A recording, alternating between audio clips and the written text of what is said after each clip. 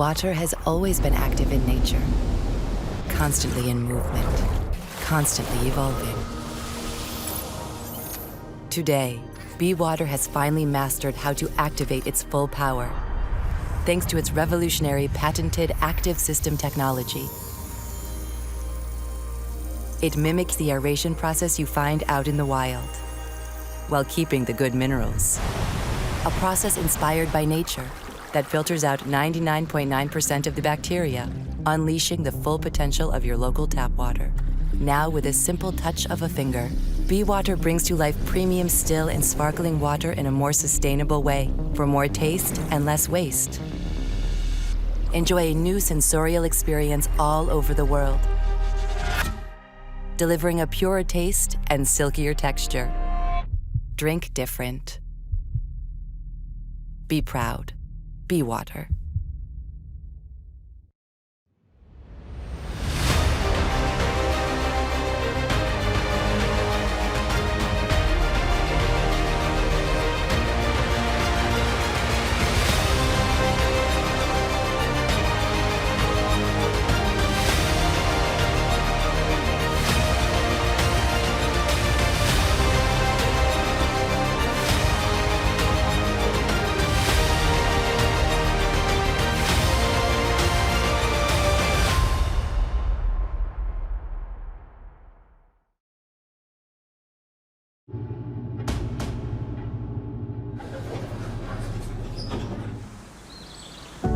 We know what it takes on those cold mornings before dawn. As the neighborhood wakes, the plans are laid, the orders made, and our journey begins.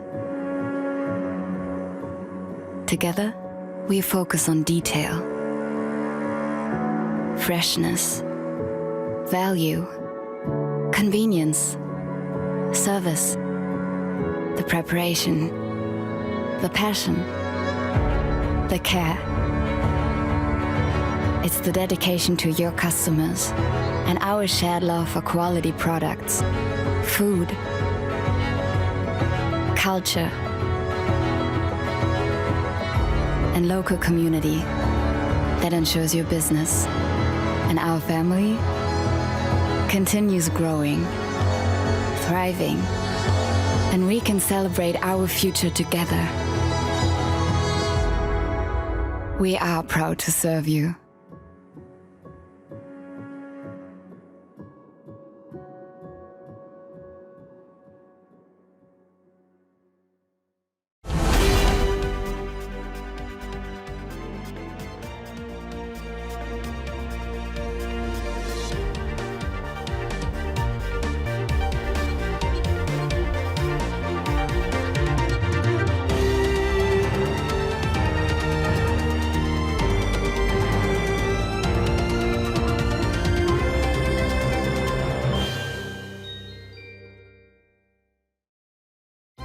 Perfect presentations every time has been our main goal for 40 years. So here's how finest presentations are possible every time. We work for impeccable dining and drinking experiences. We offer premium and highly functional products. We design the vision of the future. We crown our original collections with numerous awards. We establish trust-based and sincere relationships. With energy efficiency, we accomplish circular production. We make our biggest investment in humans. Bonna makes the finest presentations possible, each and every time. Bonna, passionately dedicated. L'excellence, c'est un choix de vie. Pour ma part, c'est ce qui a donné du sens à mon métier de cuisinier. Moi, j'aime bien le mot chemin parce que ça signifie vraiment une volonté quotidienne d'aller vers le meilleur. C'est une histoire qui se construit au fil du temps avec des hommes, avec des valeurs. Ce qui fait que cette relation avec Elvire, elle perdure, c'est qu'on défend les mêmes choses.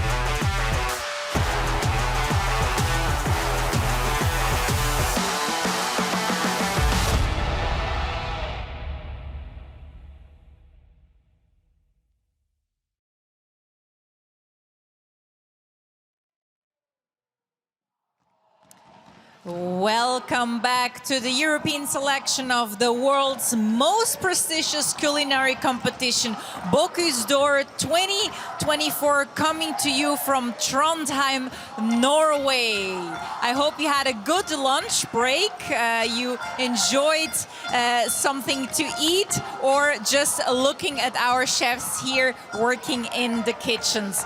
Now, make sure to share your impressions from the competition on social media by tagging Bocuse d'Or online. Now, while we had a break, the chefs continued working here. There's little time left for the first plate to leave the kitchen, a bit less than half an hour. And backstage, the judges, they're lining up as they will be called in to the room on the stage in a few minutes. Now, in between, Arne is of course on the floor. So Arne, tell us, how is it going in these very last few minutes before the first plate goes out? The ambience is fantastic. Can you hear me? No, go ahead. Yeah, the ambience is fantastic now.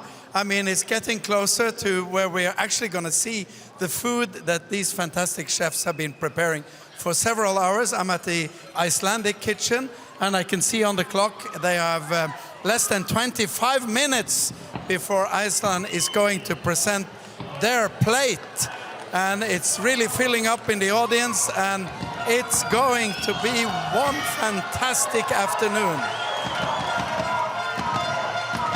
Look here, they are really working on the details here now.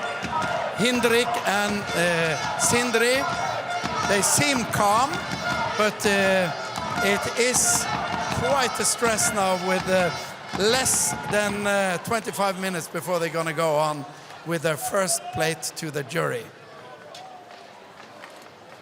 Thank you so much, Arne. So here in the studio, I am joined by another partner of Bocuse d'Or, which is a Convo-Term, known for their high-class combi ovens since 1976. It's German engineering at its best. And I'm joined by Klaus Petersen of Convo-Term. Hi, Klaus.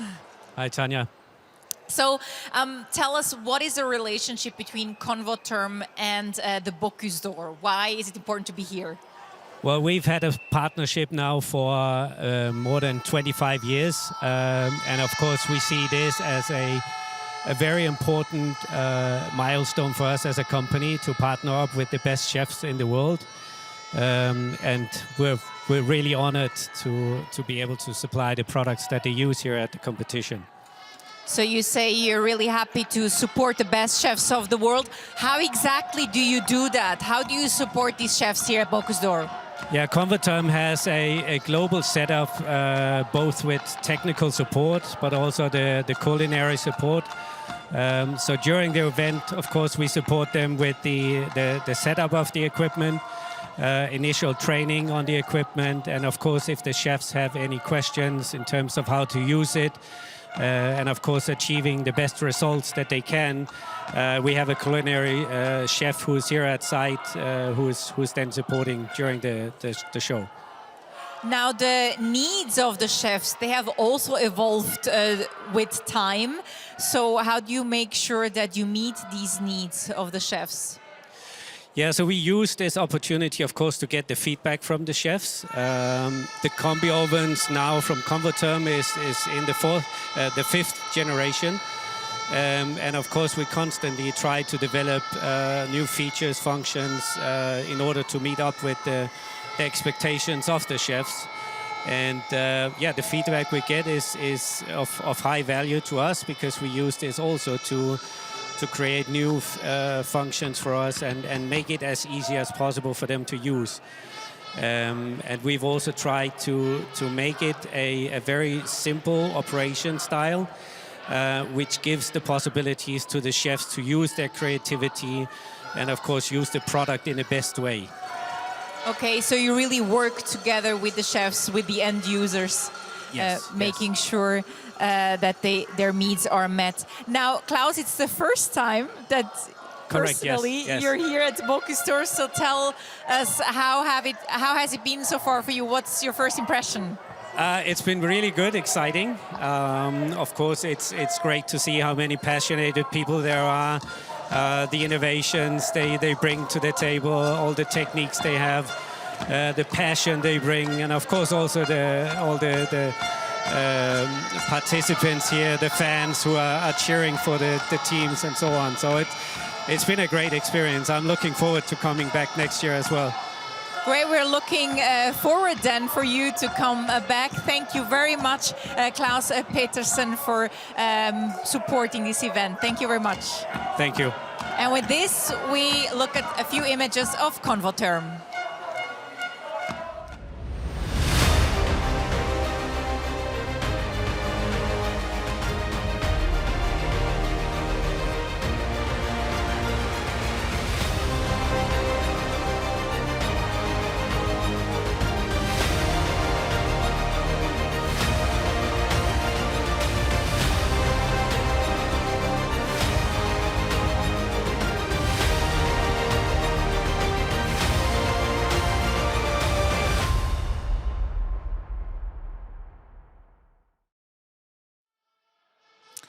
And with this day one, the afternoon of day one is opened. We have the jury members lining up backstage, waiting to be called in up on stage in a very few seconds. So everyone is just getting ready behind the scenes. Arne is going to call them up on the floor in a few seconds. And then we have about 19 minutes left for the first plate to leave the first kitchen. So let's take a look backstage.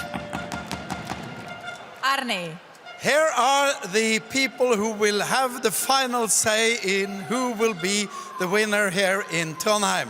From Poland, Adam Szersatowski.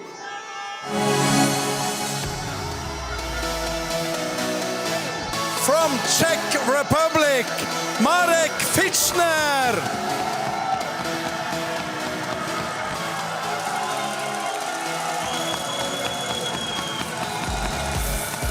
From Iceland, Trein Freyr Vigfusson.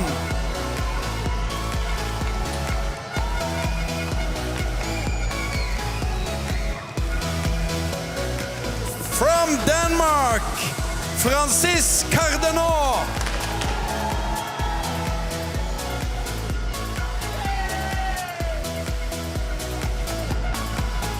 From Turkey, Mehmet Gök.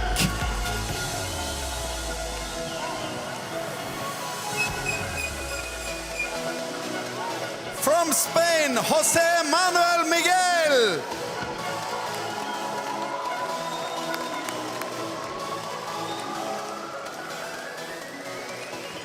From Belgium, Vicky Younes.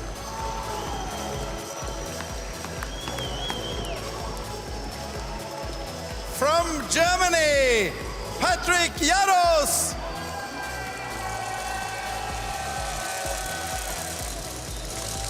From Italy, Enrico Crippa.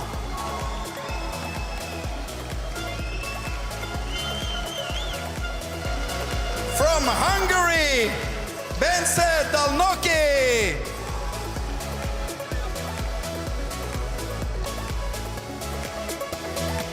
From Estonia, Harki Rubel.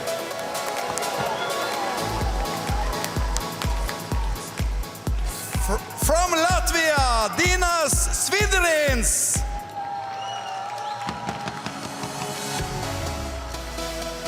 From Switzerland, Ale Mordassini.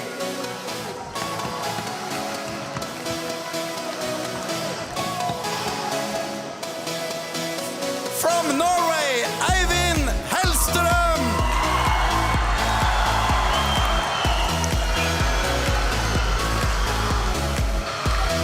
From Finland, Tommy Dominen.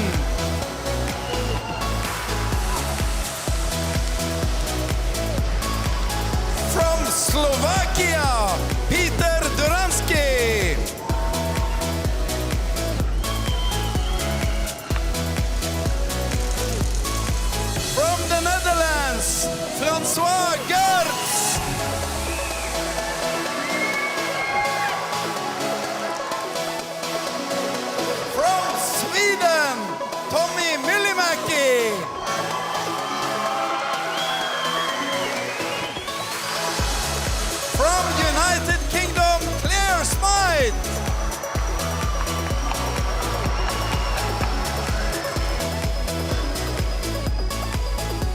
from France, David Tissot.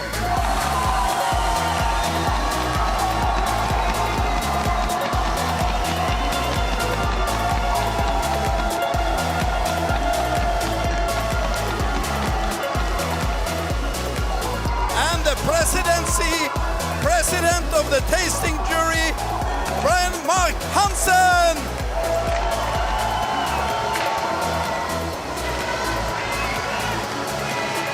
Honorary President Heidi Bjerkan.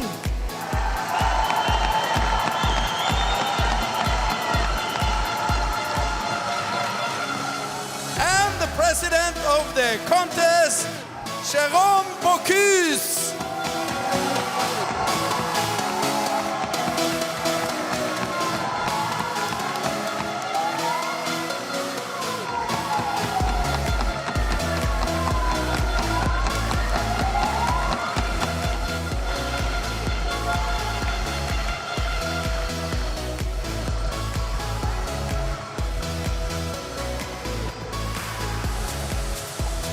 Okay.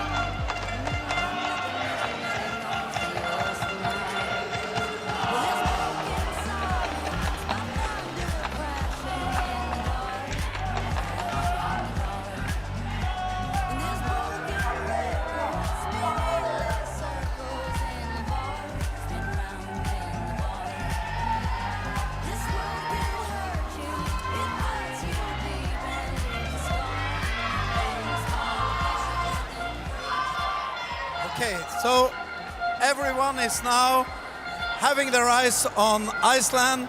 Few minutes left. I can see it's getting ready here. I can see Henrik is preparing the side dish for the plate, and Sindri is also getting ready to prepare the first dish. We have only 12 minutes before this will be served to the jury that you just met, and a lot of interest around the kitchen where they are preparing. Take a look at these very lovely dishes. I guess that's the reindeer here, and beautifully presented. They will be the first to present to the jury their first dish. The jury is, of course, as excited as we are to start tasting this.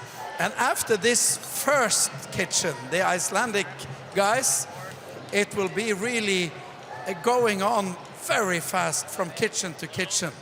So you have to keep following us, and there are only a few minutes between each kitchen. And they are preparing here 14 plates. 10 for the jury, and there is also plates for Tanya and her team, which will have a discussion and look at the dishes. And there will be also dishes for presenting on TV and photo. So each team does 14 plates of this first dish. And then they have to start working on the platter. That's right, Arne. I will be having 2 guests here, always like turning. I'll have 3 chefs and 3 food influencers in turns that will be tasting the dishes that go out. Like this, we can also comment on what the jury is eating, because they are, of course, focused on their work, so we can be here commenting. Now, to remind you, the chefs had to create a plate using a reindeer meat, which is typical of Norway, as well as a platter using skrei, a typical Norwegian cod fish. And the chefs also had to incorporate aquavit, the spirit of Norway, from Linie. So these were the requirements. And I am soon joined by my first two guests here in the studio to then try and talk about what is going out. And we have like less than 10 minutes left for the first plate by Iceland to leave the kitchen. You see it there, prepared. It's called Roots. And Roots because the team says that the food industry is facing many challenges as we adapt to the new normal in a world that is ever changing so fast. And as Icelanders, they are used to the extremes of a life in the North Atlantic island. It has taught them to adapt and to innovate. So that it's called Roots. The first plate by Iceland with reindeer farce, shank and tongue, roasted reindeer au jus, morel, beetroot, green asparagus, pickled currants. So that's on the main dish.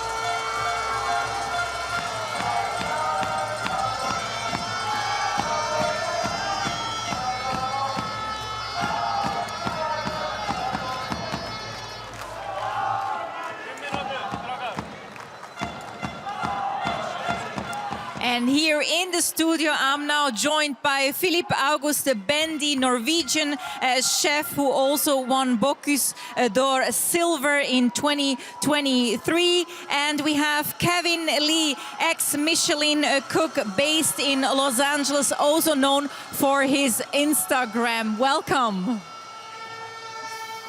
Maybe just very quickly, how is this different, Kevin, from the work that you usually do, being here now? Yeah, it works. Well, usually I'm just at home making videos in my home kitchen, so seeing this is like crazy. This is very intense, but I used to work, actually, we used to work together. Oh, really? About 10 years ago at Danielle. In New York. New York, and someone, I didn't find out till today that we were gonna be paired together, so it was like, it's crazy, but yeah. So that was a coincidence? Coincidence. Wow. But it's good to see that he's thriving and doing well, and I'm proud of him, but yeah. Same. So Crazy. when you said 10 years ago? It was about 10 years ago, yeah. And in what functions were you working together? Like, what were you doing? What were you doing at the time? He was above me. I was here, and I started working after he was already there. Okay. Yeah. So, but he was always a nice guy. So. I try to be.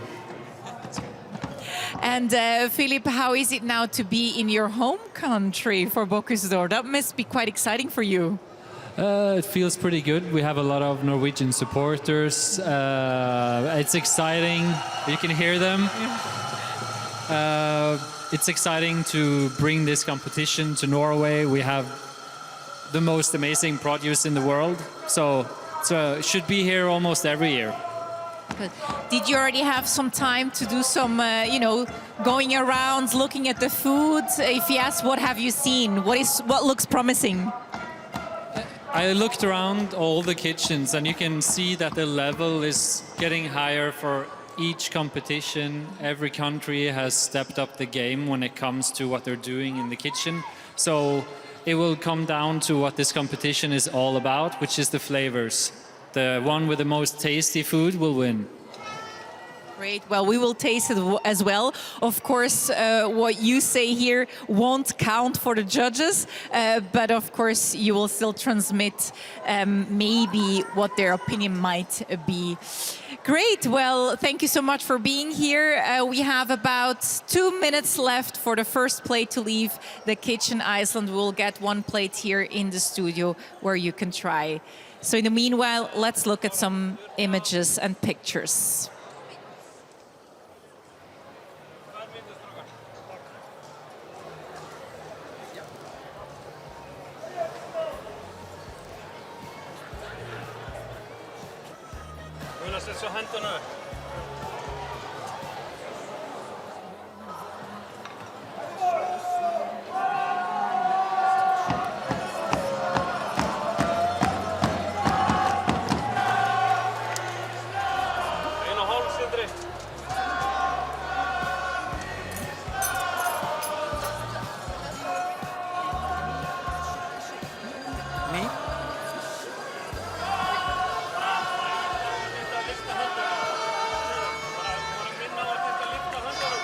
So now we see the Icelandic team pretty calm, putting on the last ingredients, knowing that there is less than a minute left exactly now, and they're getting ready to serve it to the judges. The first dish of this competition, this is now that the race begins. They look like they are in control. And next to the Icelandic kitchen is, of course, Kamil and Patricia from Poland. And they know that they're only a few minutes away, but it seems like Sindri and Hindrik are happy. So we're ready for the gong. Ladies and gentlemen, the first dish of Bocuse d'Or Europe 2024 is coming from Iceland.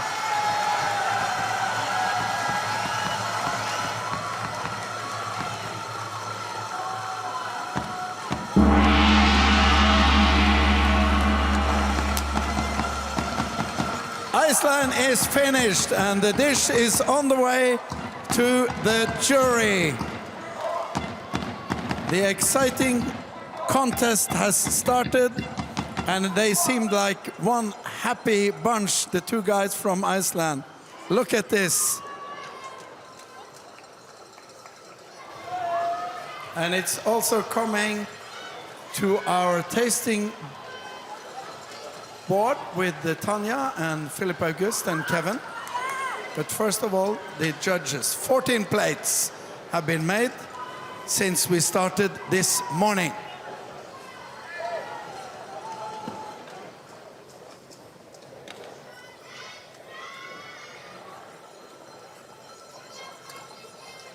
But no rest for the Icelandic team. They have to get going on their platter.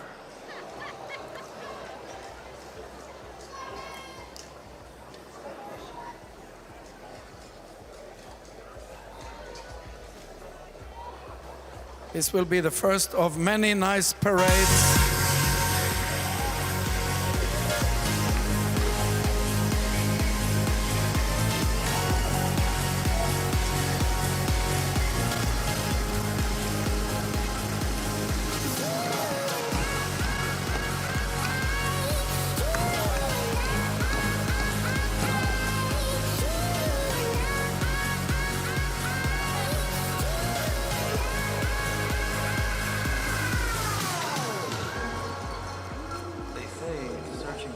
Is like searching for yourself. When you find yourself, you find love because they're the same.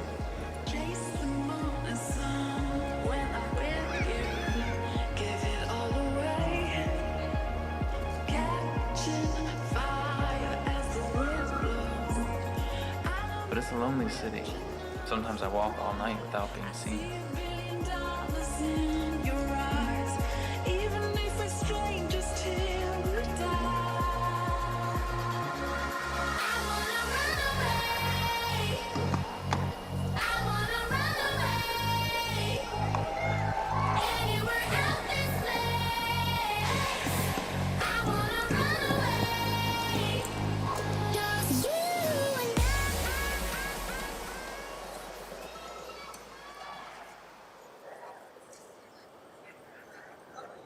One, two, one, two. You see the plate there, top round shank and tongue seasoned with Arctic spices and forest mushrooms, Icelandic beetroot, green asparagus, morel and roasted reindeer sauce. This is the plate, and there's also a complimentary dish that everyone got, aquavit, shavanmushi base, shavanmushi, pickled chanterelles, white asparagus, sunchokes crisp, crispy rye bread, and brown butter sauce.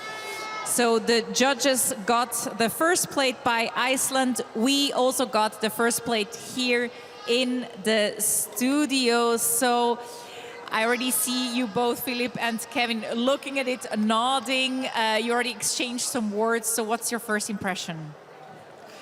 It looks perfectly executed by what they have intended to do. It's very, very technical, and what is shiny is shiny on the plate, what's supposed to be, and it looks like a really, really nice dish. What about you, Kevin? No, yeah, everything you said I agree with. Very well executed, very pretty. Yeah, it looks amazing. So, too pretty to eat maybe, but it looks great. Yeah. What about the complimentary dish? Is this something like that you've seen often? The complimentary dish, I think it is exactly what it's called. It's a complimentary dish. The chefy part of the plate. It's what's supposed to be the most nice thing to eat, preferably with a spoon, which this looks like it is, where you can pump in a lot of flavor without it being glossy or anything like that. It's the punch of the food. Great. Well, you're allowed to dig in, I would say. Let's do it.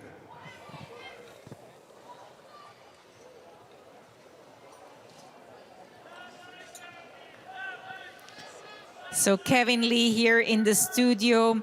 He's also known for Instagram at Chef Boyle. And Philip August Bendy, Norwegian chef, here trying the very first dish of Iceland. My first time trying reindeer.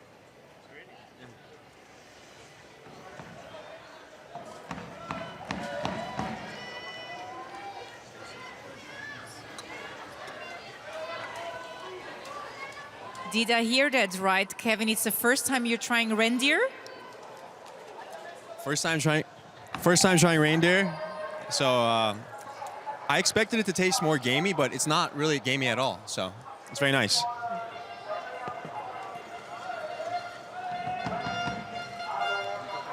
So you see the jury there also trying the dishes by Iceland.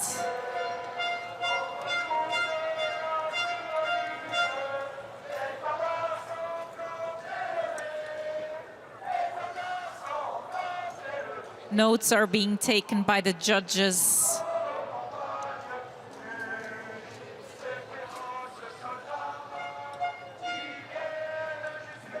Well, I see Philip already finished the first plate. I'll let you dig into the complimentary dish.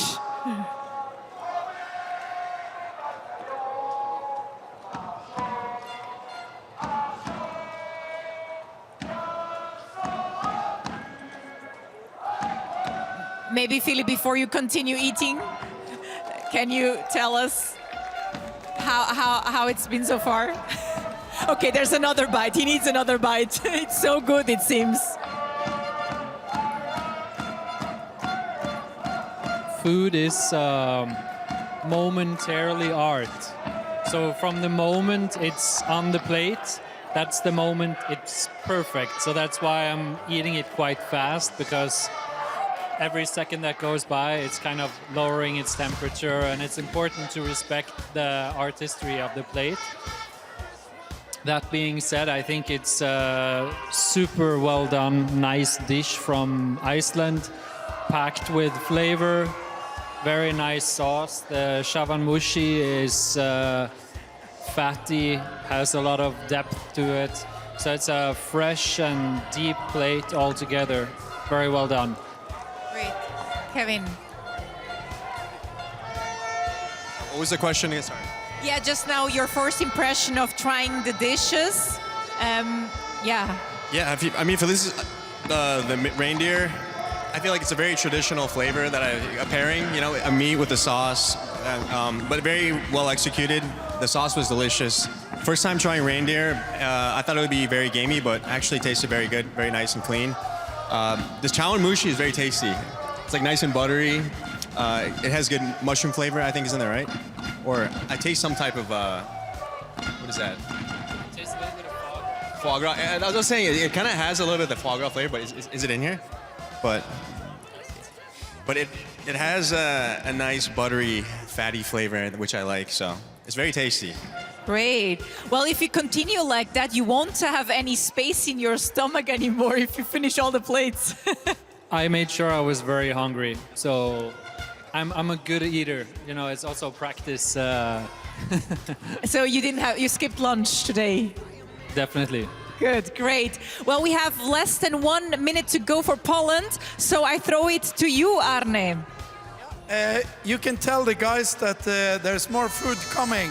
And now we have Chef Kamil and his daughter Patricia making the final touch of their dish. It looks actually like they are ready, and it will be the second dish of this competition coming from the Polish team. So we have a countdown now. Waiters are ready. Make ready for the dish from Poland, Kamil and Patricia. 8, 7, 6, 5, 4, 3, 2, 1, service!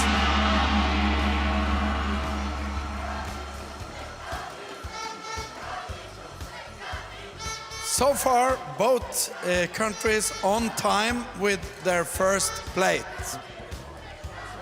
And the judges will now soon get this lovely colored dish from the Polish chefs Kamil and Patricia.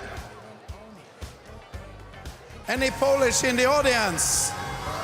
Poland! Dobre, dobre!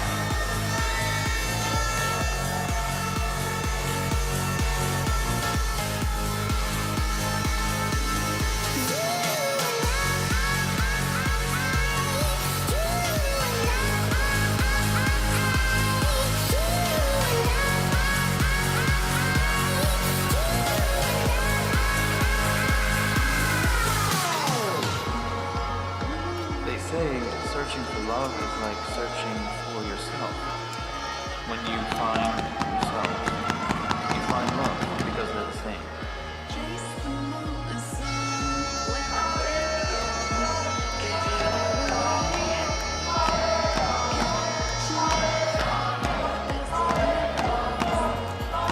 But it's a lonely city. You don't have to walk all night.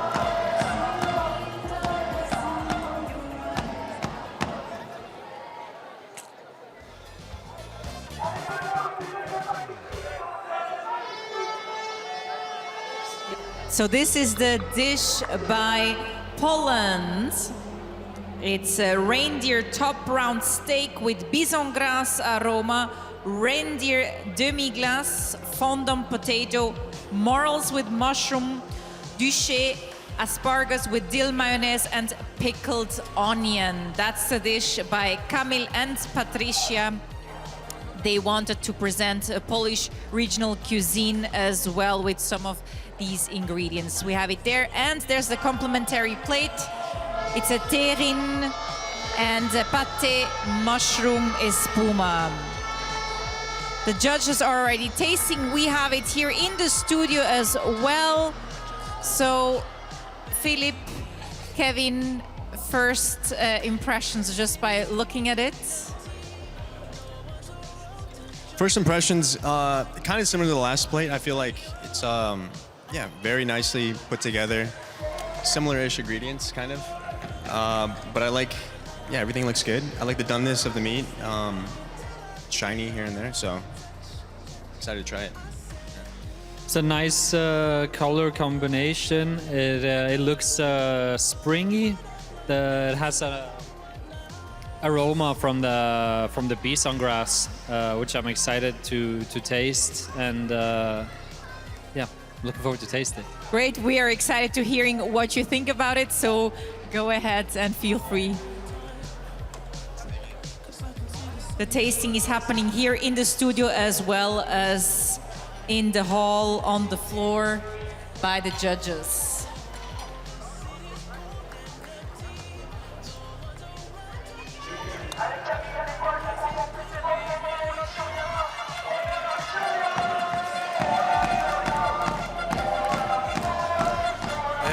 I just said that the French audience is very lively, very anticipating what's going to happen when France now comes with. Yeah, let's have a look. We can start with that.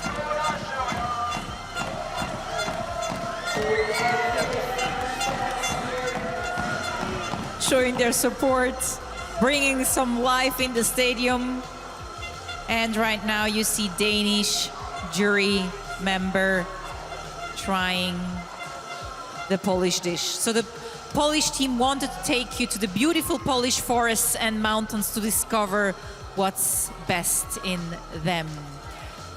So, Kevin, you're almost finished it.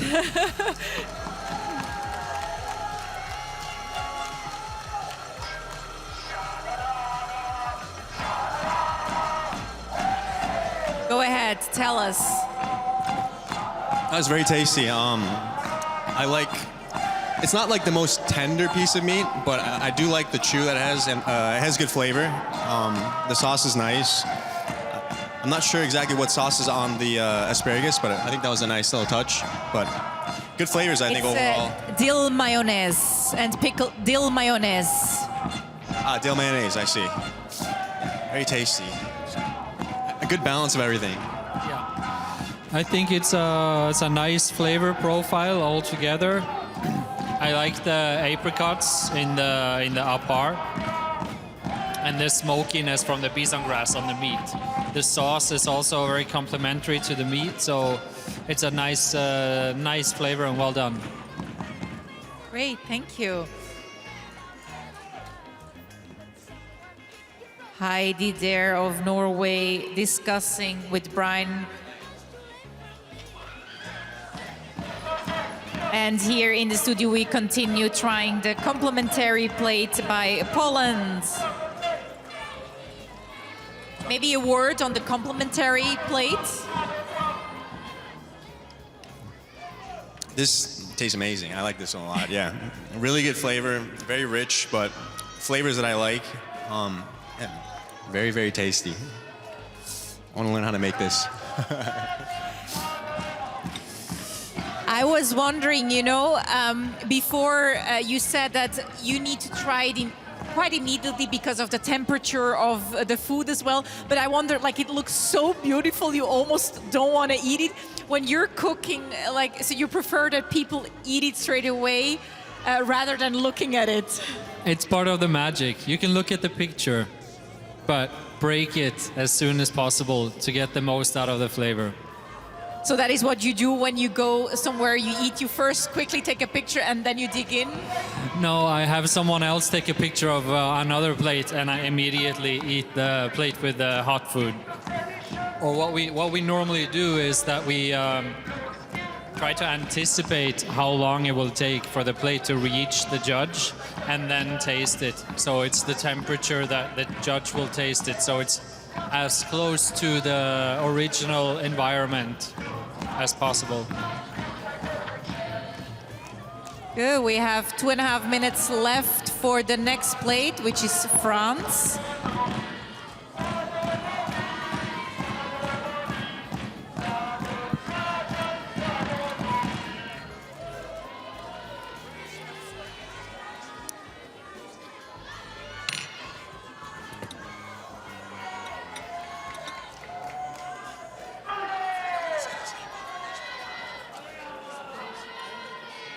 You see the French team finishing up their first plate. There are 2 minutes left.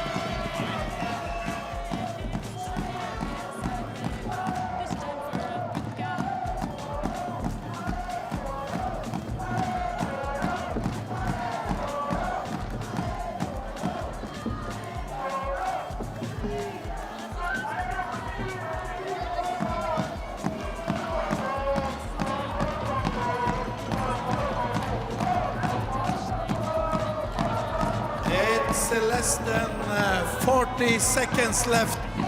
All the French in the audience are really driving up the atmosphere as Paul Marcon and Camille Pigot is getting ready their dish. The third kitchen now in this competition. Less than 20 seconds we are going to do the countdown. French, there's a lot of expectations on this team. A lot of people. 9, 8, 7, 6, 5, 4, 3, 2, 1. France is ready with its dish. Coming to the judges now. Super, all kitchens so far finished on time. This is the French first plate.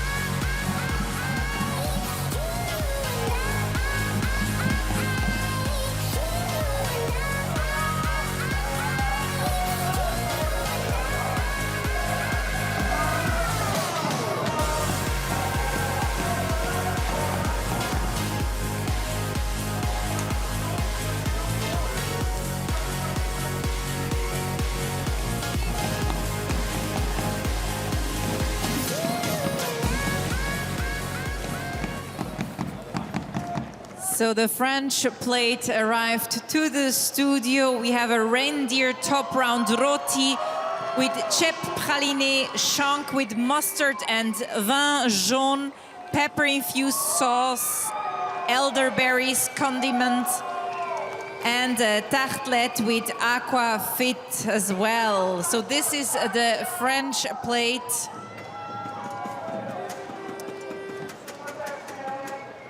And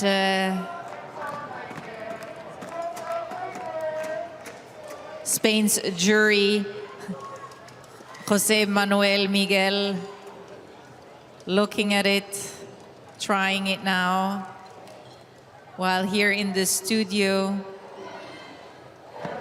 I will ask my two colleagues here about their first impression. My first impression is that, I can sense it's difficult to see on a plate where a candidate's from, but I can get some French vibes from this. I like the smell and aroma of it. It smells like cep. And I think, Paul is the son of Rishis, so it's kind of a romantic story. And up on the mountain where the restaurant is, they have a lot of mushroom. So it kind of brings me back to when I was there. It reminds me a little bit of that culture. So it's taking you back. Kevin, what about you? First impressions, I really like the color contrast. Maybe compared to the other dishes, I like the pop of the green color. Yeah, once again, very well plated, very pretty. Interested in tasting this little sauce on top of the meat. So yeah, I really like the colors. So. Good. Enjoy.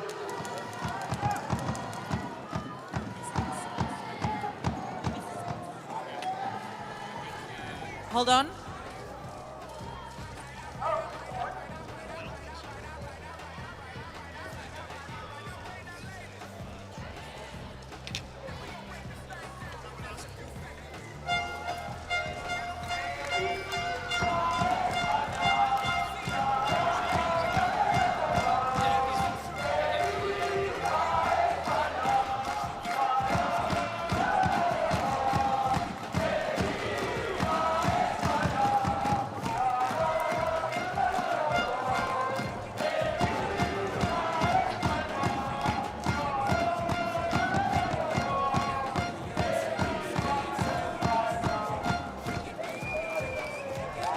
So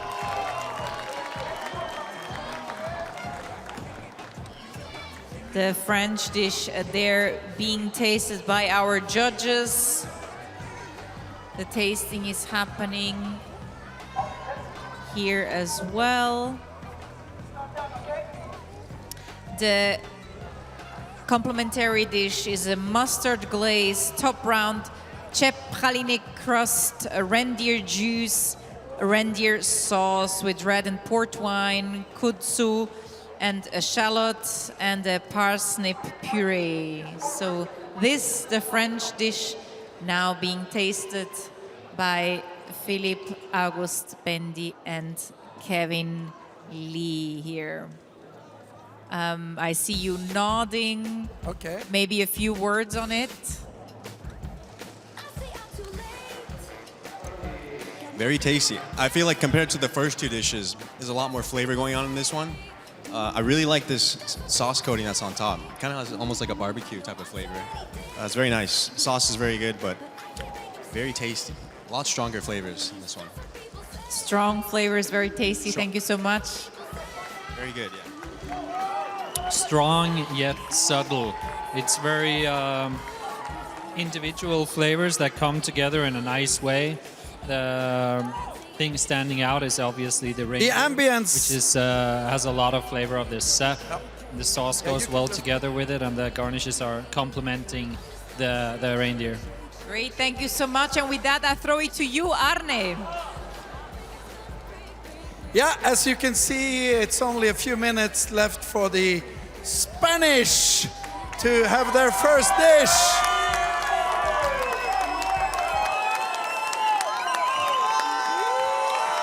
They are singing and cheering for Carlos and his team.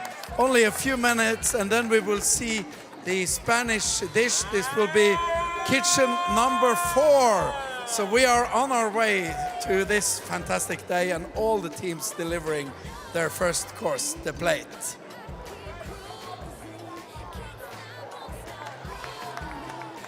So you're just finishing your plates here. I see, Kevin, you actually finished all of it.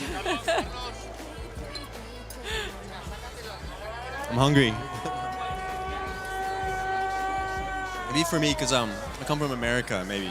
So I'm used to like a little bit more of like stronger, more bold flavors. So they're all very good, but maybe this is a little bit closer to my palate. So it's very good.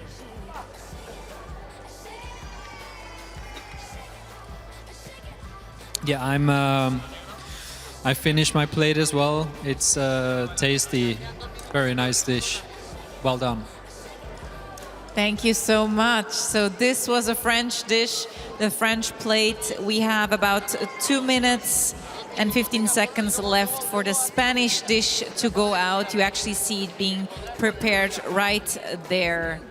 It's reindeer in their environment of mushrooms and fruits from the Valencian mountains. That's the theme of the Spanish plate. A reindeer in their environment of mushrooms and fruits from the Valencian mountains.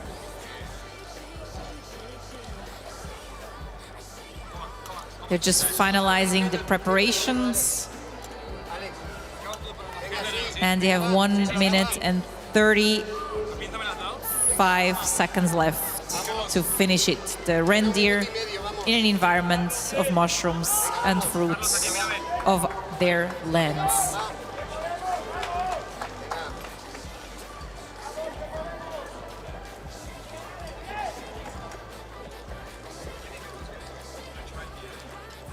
Alex, y una tartaleta, 2, acaba las tartaletas. Te queda 1 minuto y cuarto. Aquí, las tartaletas, estas 2. Corre.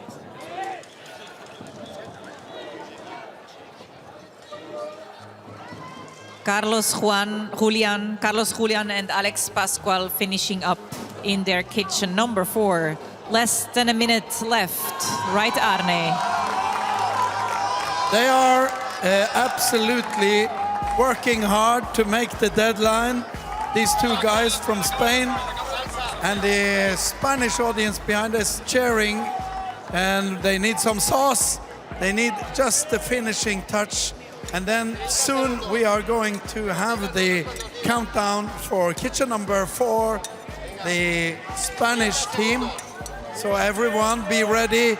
Spanish audience, be ready. Waiters are ready, and now we are closing in on 10 seconds left. 10, 9, 8, 7, 6, 5, 4, 3, 2, 1. And that's finished and ready to serve to the judges and to the tasting studio with Philip, August, and Kevin.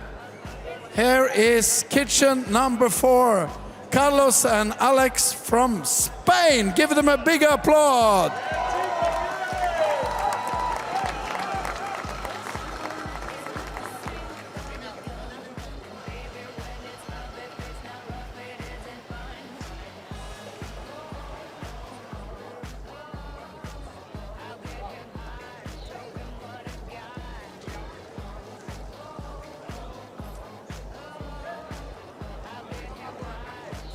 Are you ready, Spain?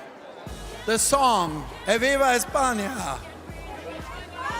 Estamos listos, España.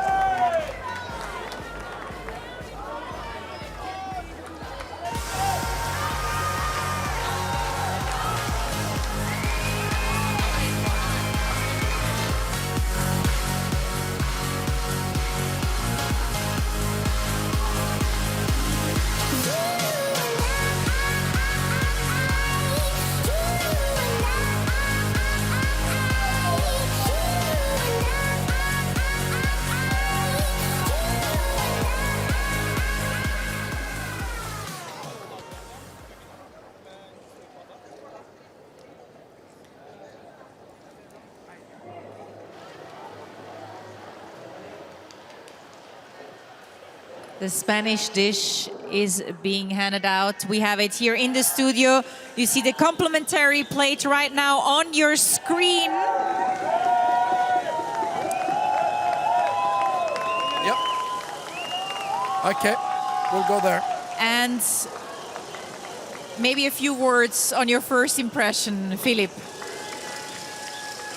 It's a quite artistic plate. It looks like abstract. They have a lot of individual components. The side dish is looking really glossy and nice. So looking forward to digging into it and having a taste. Great. Well then, you're free to taste. Go ahead. Kevin, go. Sorry. First impression, you said? Yeah? Oh.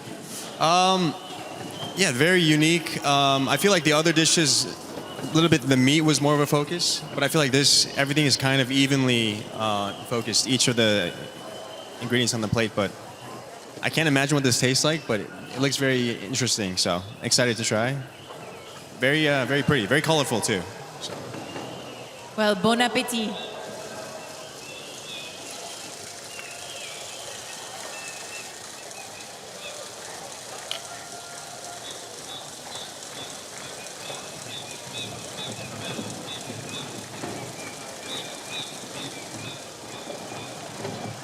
And we have 1.5 minutes left for Iceland to finish their platter.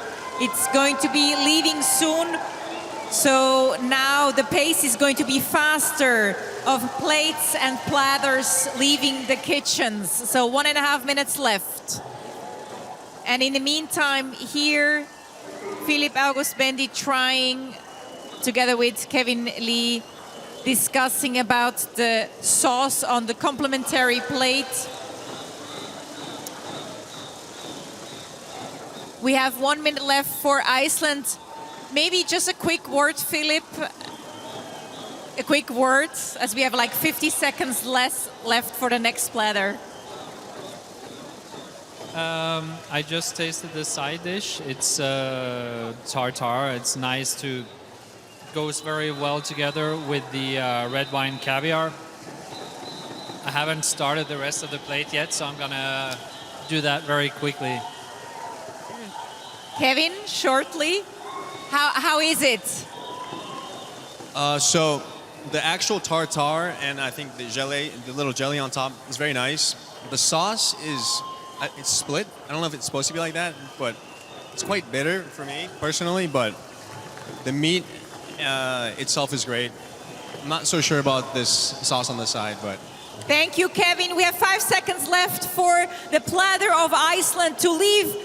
And there you have it, Arne. It's right here. I hope you heard the gong.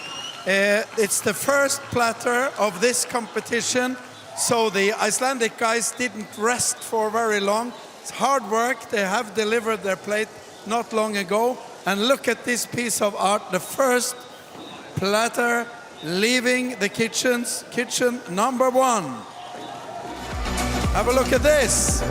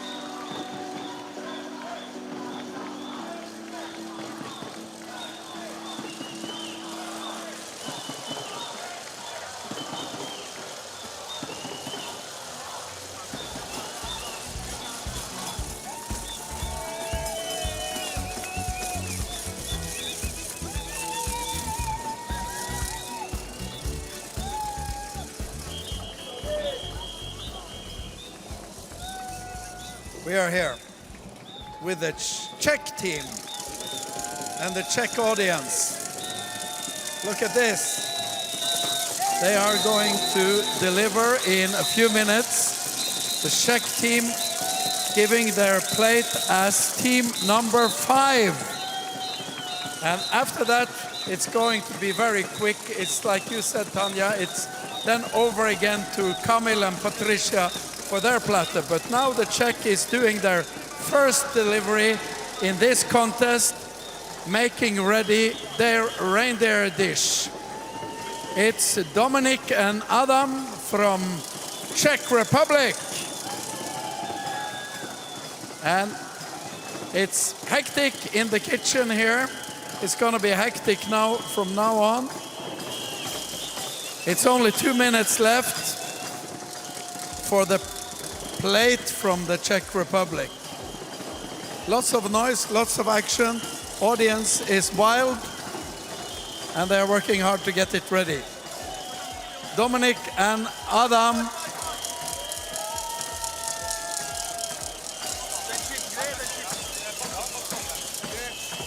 Less than 2 minutes left for Czech Republic to finish, as you've heard from Arne. And the name of their plate is a Drunken Rudolph the Reindeer. The Drunken Rudolph the Reindeer. In the meantime, the Platter of Iceland is also being shown to the judges at the same time, while the dish of Czech Republic is going out. You see there the recipe. And about 1 minute left for Czech Republic's first dish. We have,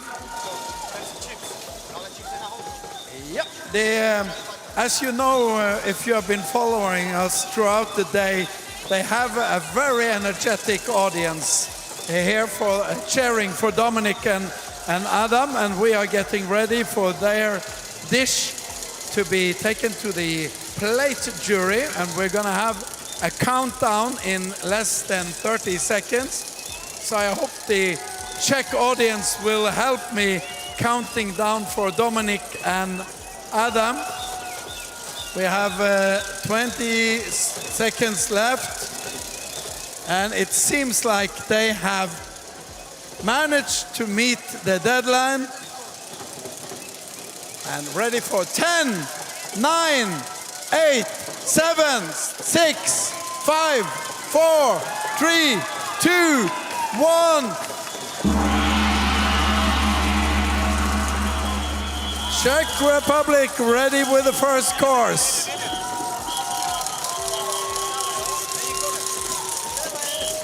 As the fifth kitchen, the fifth nation to deliver their first course.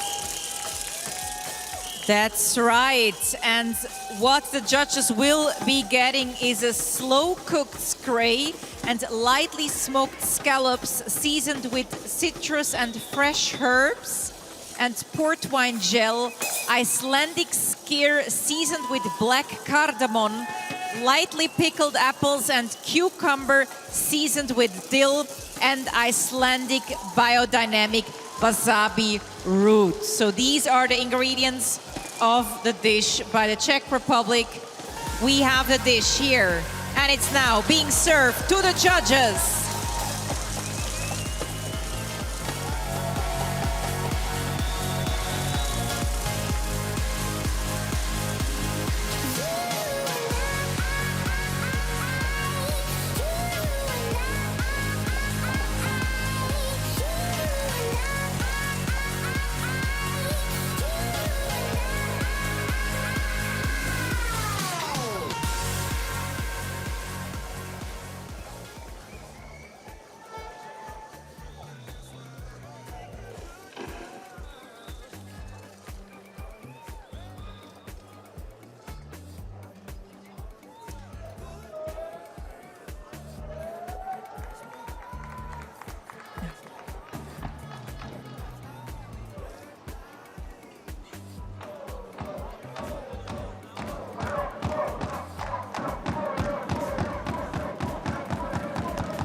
So this is the first dish of the Czech Republic, the drunken Rudolph the reindeer with a smoked soba, first spring mushrooms, morels, and as a side dish, they prepared a typical Czech apple compote combined with Norwegian aquavit and bacon.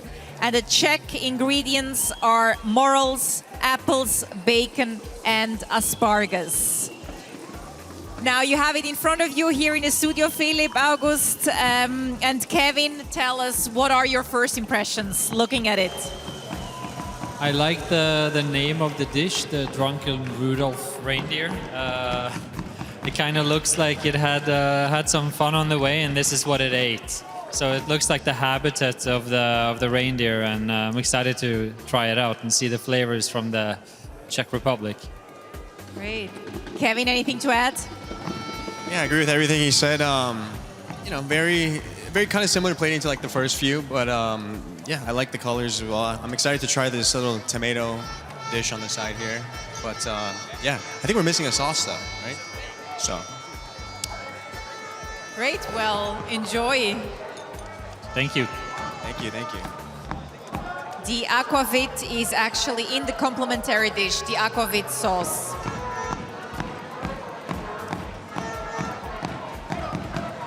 So in the meantime, Iceland's platter is being cut. There you can see it. Pictures are also being taken.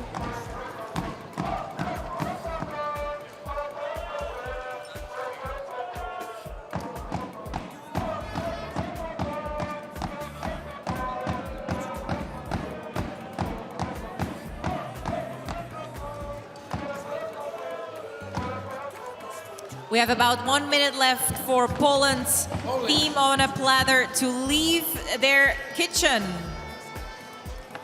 Poland's platter is very soon going to be served.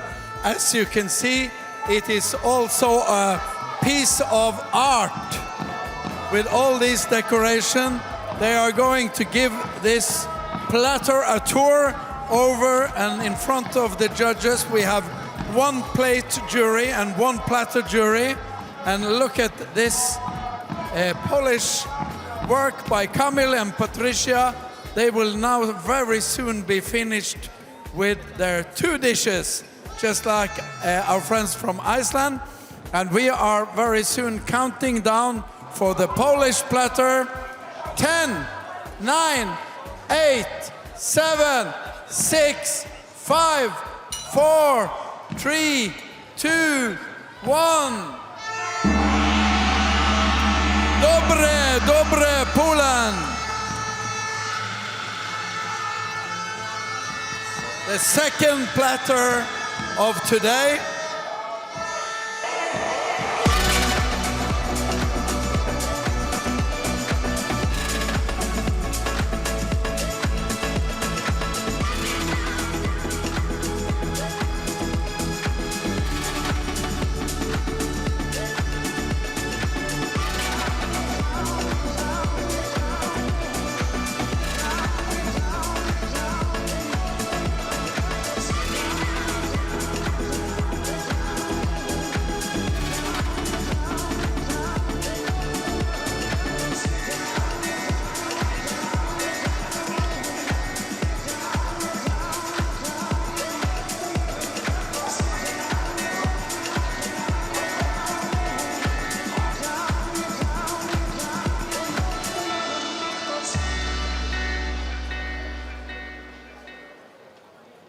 So the platter is actually going to our photo studio where pictures are being taken before it's then cut and served. So here in the studio back, we're still trying the Czech Republic's first plate. So Philipp August, what's your take?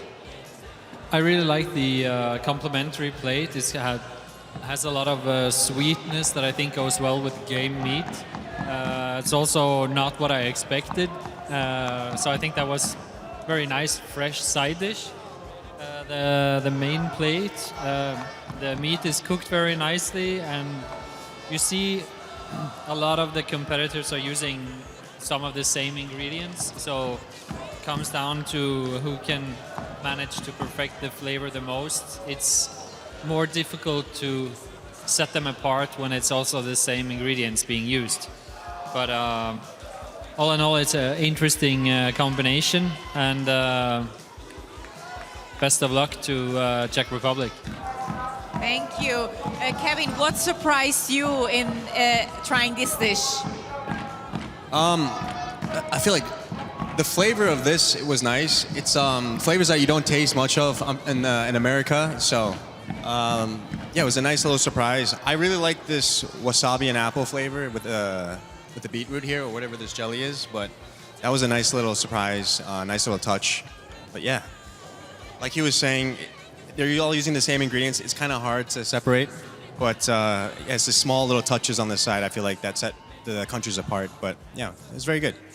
Great, thank you so much, Kevin Lee and Philipp August Bendy. Thank you so much for being here in the studio and commenting on the dishes.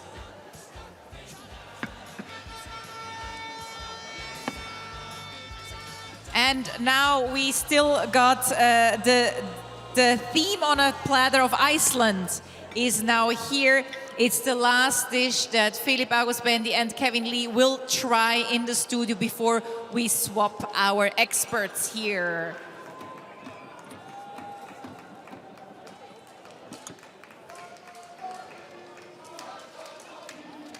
So to remind you here, Iceland's theme on a platter, this is a slow-cooked skrei with a lightly smoked scallops, seasoned with citrus and fresh herbs, beetroot and port wine gel, skyr seasoned with black cardamom, pickled apples and cucumbers seasoned with dill and Icelandic biodynamic wasabi root.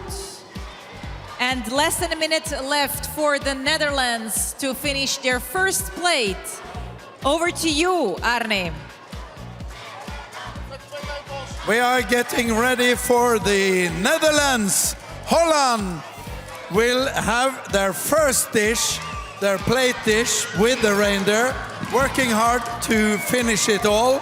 Looks wonderful, and they are just 30 seconds away from delivering their first dish. It is zigzagging here between plate and platter, but we have two juries. One is tasting the plate and one is tasting the platter. And now, are you ready to count down the Netherlands?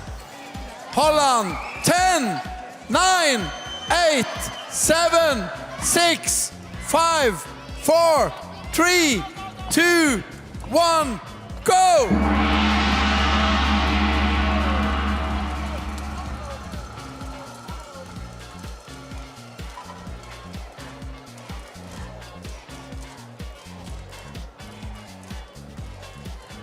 And they are ready to send the first dish from the Netherlands to the judges, the plate judges.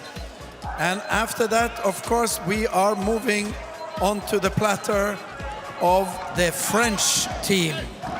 Here is the Dutch dish. And I assume the Dutch audience is very happy. Cheers!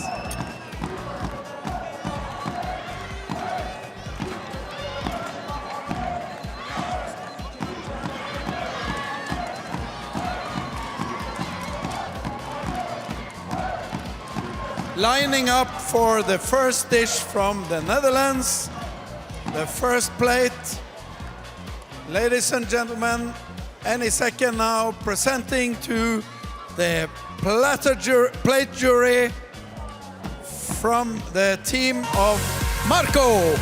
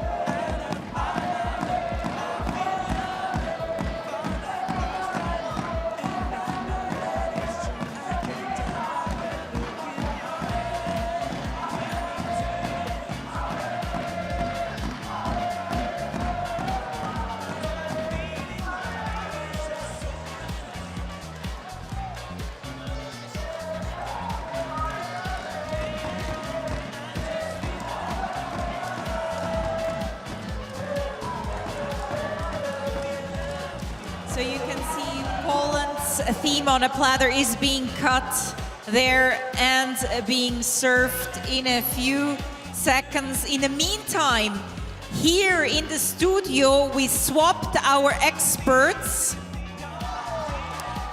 And the next plate, which is a plate by the Netherlands, will be tasted by my next experts.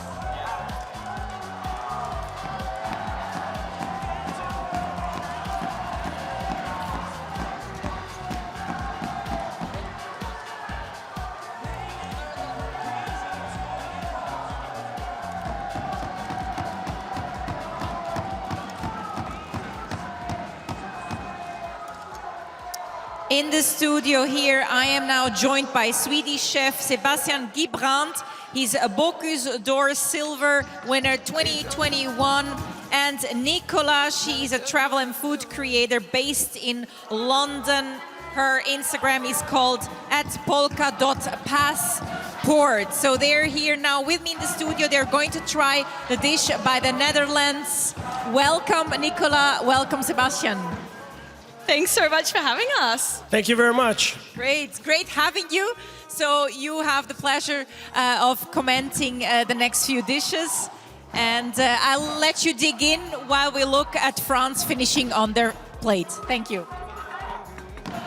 We are here with the French platter. The French audience is going wild.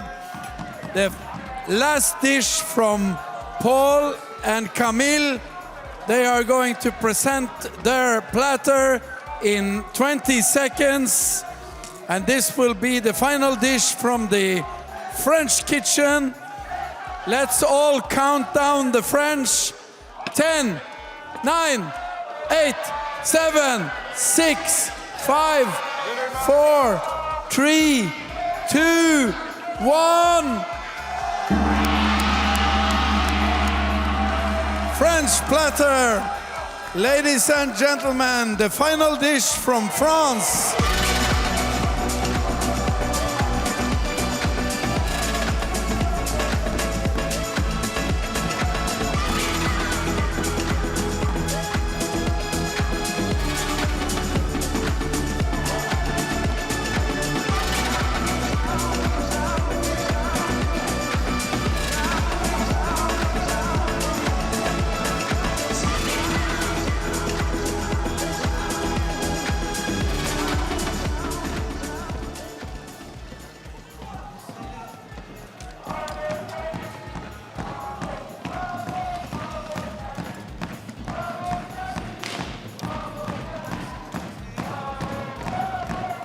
So here in the studio, we're actually getting so many plates at the same time. Sebastian and Nicola here are trying. They already have the next plate lined up while they're still trying the Dutch dish. And on the screen, you now see the Polish theme on a platter, which will be the next dish that they're going to try. But first, let's talk about the Dutch dish. Sebastian. Yeah, first of all, thank you very much, Trondheim, to have me here and to be part of the competition. Very nice to see all the teams, how they performed today. And yeah, just to dig in, Nicola, there was some very nice dishes just to get started with. Very nice of the authentic flavors from Norway. You get the spiciness, you got the brown cheese. Really feel the heritage of the reindeer, so it's a very nice dish. Thank you. Nicola, you also had a try, so tell us, what about the Dutch dish? Yeah, it's really a beautiful dish. I think the meat has just been cooked to perfection. It's super tender and that sauce is really beautifully creamy. And yeah, so far it's really delicious. So the first dish you tried, go ahead, Sebastian. Anything to add? Sorry? Anything to add? No, I think we got the essence of the dish. It's very important to highlight the main produce. This is what the competition is all about, like how can we cook and show out the best produce that we got around the world, and it's a perfect way of showing how Norway and their produce is doing. So very well so far, great start. Thank you. So you see there the Dutch dish again on the screen. And the recipe, Norwegian reindeer and aquavit, being tasted still.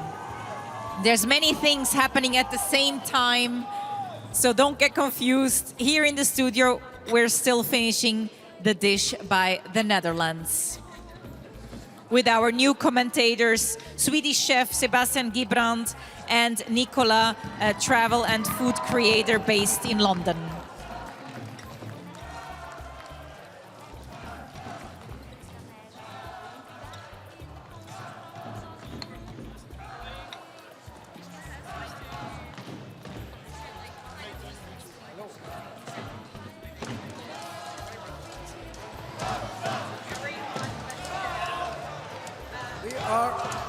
Ready for Denmark. The first plate from Denmark. Getting ready from Sebastian and Philip. They are not far from getting their first plate ready. This will be the first contribution from Denmark. Sebastian Holberg Svensgaard and Philip Nielsen. In a very short time, we'll count them down.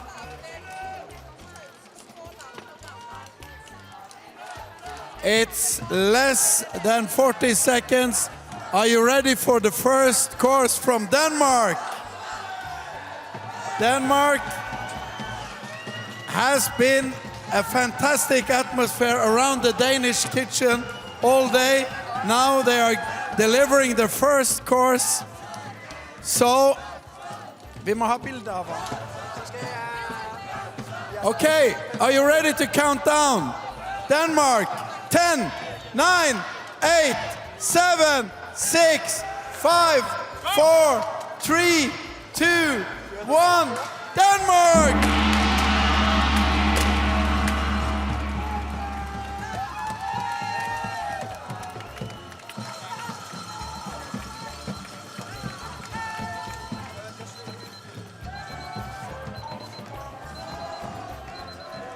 Lining up the dish now from Sebastian and Philip. The first taste from Denmark is going to the plate jury in a very short time. And after this, the platter from Spain needs to be finished in a few minutes. But first now, Denmark's first dish.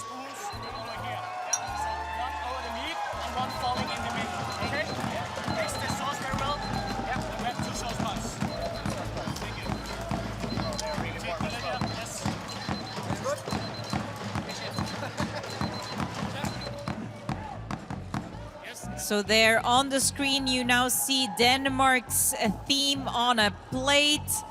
Denmark's first dish is going to be served now.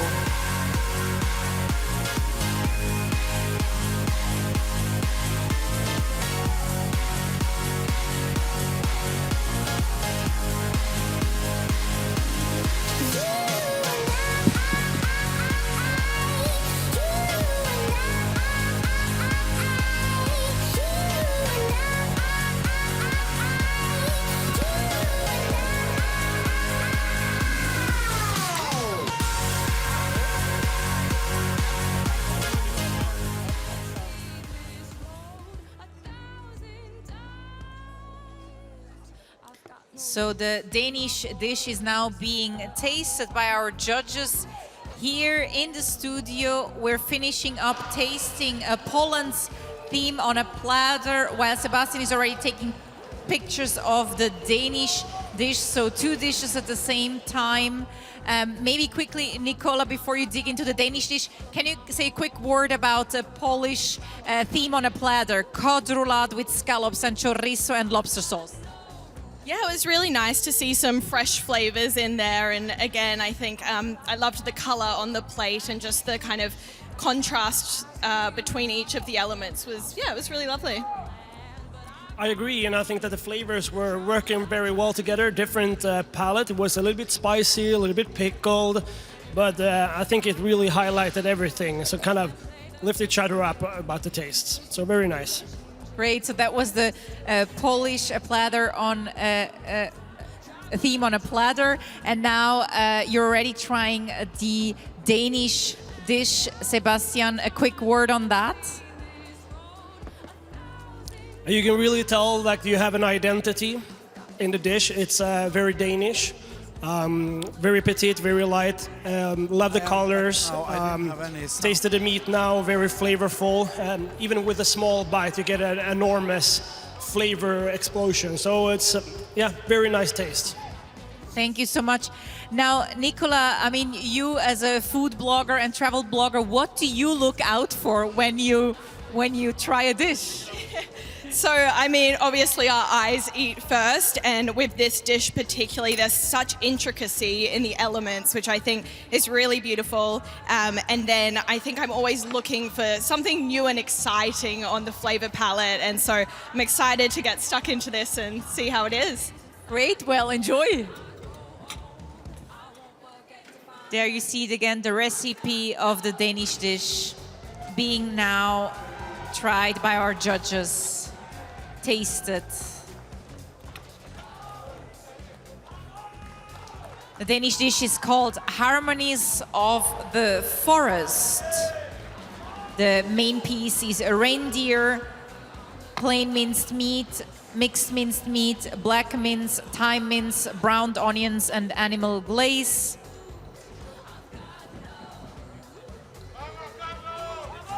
And we have 30 seconds left for Spain to finish their platter.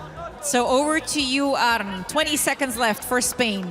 The Spanish platter is also a piece of art. Are you ready to count it down? 9, 8, 7, 6, 5, 4, 3, 2, 1, go!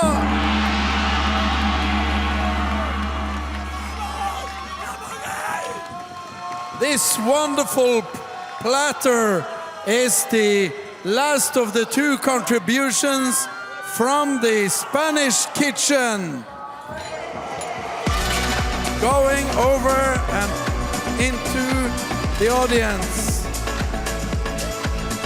The Spanish Carlos and Alex have finished their job with their platter.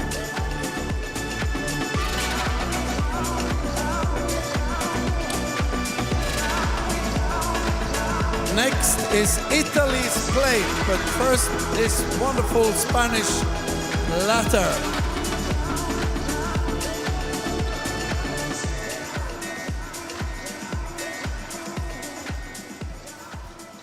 Y continuamos con España. The theme on a platter by Spain is called The Bottom of the Sea, where there is smell, taste, and peace. It's cod and scallops, a way to preserve their qualities. There's soft vanilla, you see the recipe right now on the screen. Cauliflower and plankton with toasted butter. Tiers of peas with their emulsion and transparency of tomato water. Valencian titaina with stockfish. And their national ingredient that incorporated is Valencian tomato, pea tier, and saffron. So, Sebastian and Nicola, you're already talking about the first dish here, that, the second dish here that we have of Spain. You can have a look at it. What's your first impression by looking at it? First of all, a very nice presentation, same as we had before, a lot of color. I think the mushroom garnish that we have is something that stands out, the shine on it. It looks very appetizing. It looks very nice. That's the Spanish theme on a platter by Carlos Julián. The Bottom of the Sea, where there is smell, taste, and peace.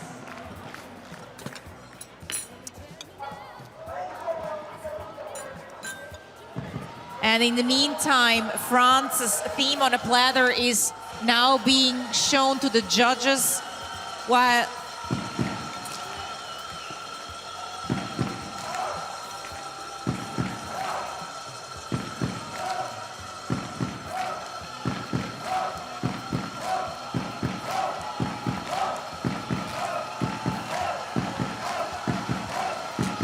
France's theme on a platter is being now shown to the judges.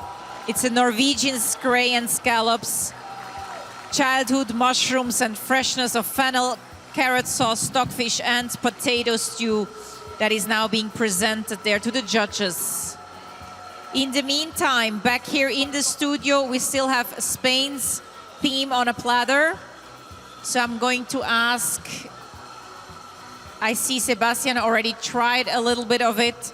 So Sebastian, tell us, how does it taste? The taste is amazing. You really feel that Paula has been working in Samboné de la Froide. It's a lot of mushrooms. It's like one of the signature dishes that they have. So for me to see it on a plate, it looks like, yep, also nice to see the identity of France as well. Same with the flavors. Yep, this is France. Really nice executed. Great, thank you so much. Nicola, a quick word before we go to Italy that has about 1 minute left, so very quick words. Yeah, I loved the minimalism of the presentation. Arne, hold on, we're just... It's their plate, and Italy will do this in less than 40 seconds as their first contribution to the Bocuse d'Or Europe 2024. It's just the final touch from the Italian guys, and as you know, they are a very international team. Are you ready to count down? Italy, ladies and gentlemen, with their first plate, ready for the jury. 10, 9, 8, 7, 6, 5, 4, 3, 2, 1. Forza Italia! Forza Italia! The first dish from Italy is going to the plate jury as kitchen number 8. This means we have 2 more kitchens on the plate and we have a couple of more kitchens on the platter. But this is the first dish from Italy.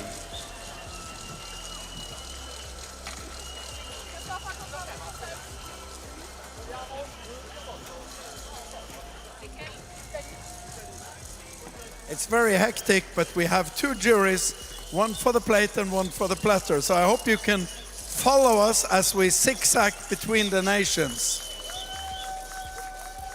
Very soon now, we will go and see the platter from the Czech Republic, but the first dish from Italia. Forza Italia, the first dish is coming to the judges, the plate jury.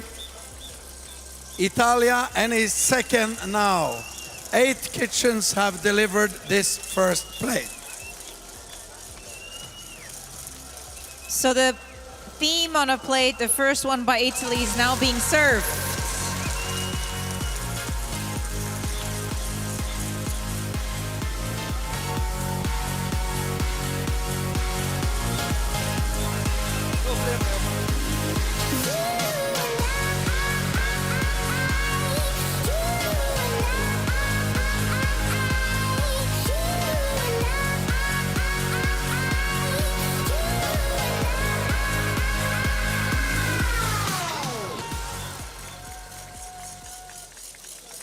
Italy's first plate is a reindeer slightly smoked in crepin and lardo, served with porcini, fresh apple salad, and romanesco foie. You see it right there on the screen. What you've just seen was the complimentary dish. Now we're trying it here by Marcelino Gomez, Benjamin Sørensen.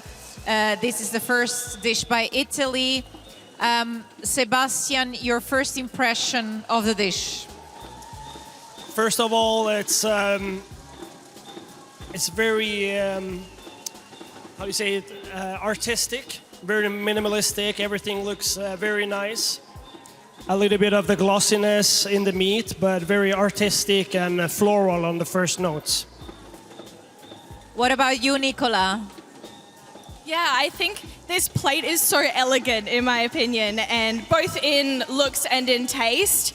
That piece of reindeer is just so tender and delicious, and yeah, all the elements seem to work really well. There's a lot of like different textures going on, which yeah, it's kind of like surprising, but I'm really enjoying it. Great, thank you so much. Italy's first plate is now being tasted by the judges.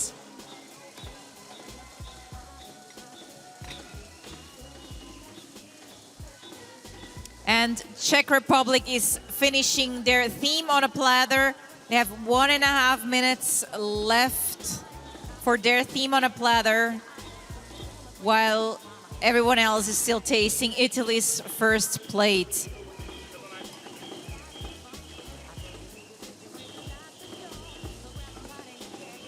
By the way, the aquavit is in the complimentary dish. There's apple tears in aquavit syrup. That's how they incorporated the spirit of Norway. Czech Republic platter is going to be served in 1 minute, ladies and gentlemen. It's a very colorful platter, lots of color, and they are doing the last preparations. We are going to carry it out in less than 30 seconds from now. And of course, we do the countdown for our friends from the Czech Republic with a very lively audience. And this will be the final dish from the Czech Republic in the Bocuse d'Or Europe. 2024. Are you 10, 9, 8, 7, 6, 5, 4, 3, 2, 1. That finishes the Czech Republic contribution.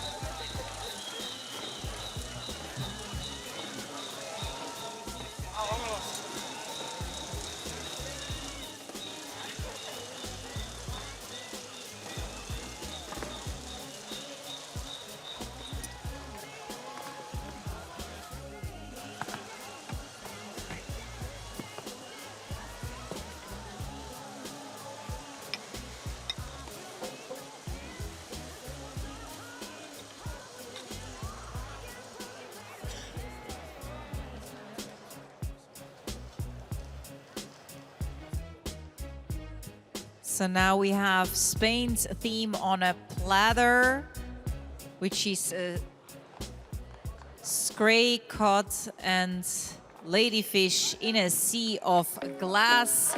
You can see it right here. And it's now being tasted.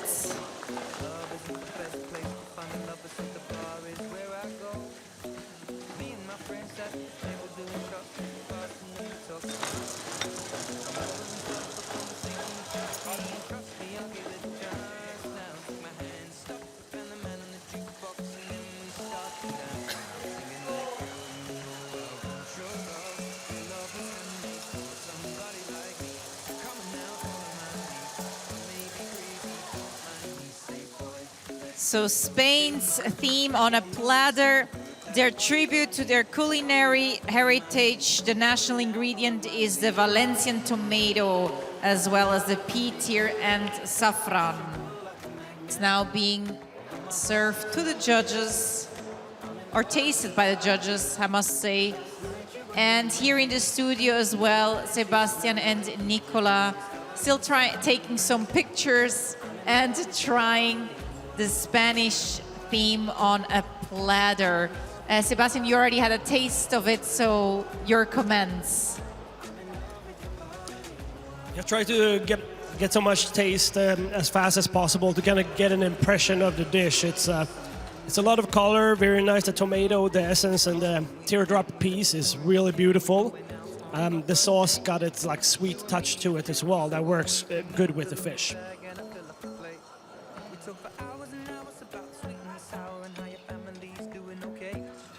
Nicola, what about you?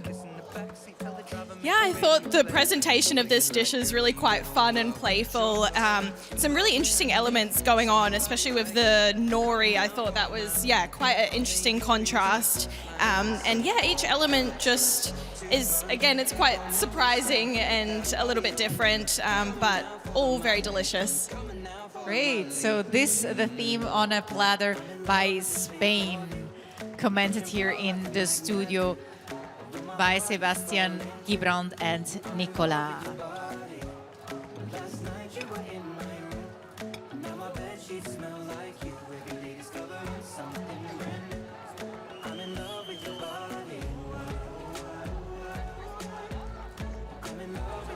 So you're just now commenting to each other. What was that about? No, but it's always like when you dig in and have the opportunity to just give it a little bit more thought and more tasting the flavors in depth. We felt like the one with a little bit of a cauliflower, we got some soft vanilla, a little bit of toasted butter. That was really, really good. Was surprisingly, you just wanted to dig in and have more and more of it. Yeah, I think that was probably my favorite element on the plate. It was just, an unexpected surprise, but very Moorish. Germany ready as kitchen number 9, Marvin und Hannes. Are you ready to count them down? 9, 8, 7, 6, 5, 4, 3, 2, 1. This is Germany's first contribution as kitchen number 9. We only have one kitchen left who has not yet sent any dishes to the judges. This is the first from Germany. And the next, for the last for the plate is Norway. But before that, we are going to have another platter. But first, dish from Germany, from Marvin and Hannes, is ready soon to be served to the plate jury.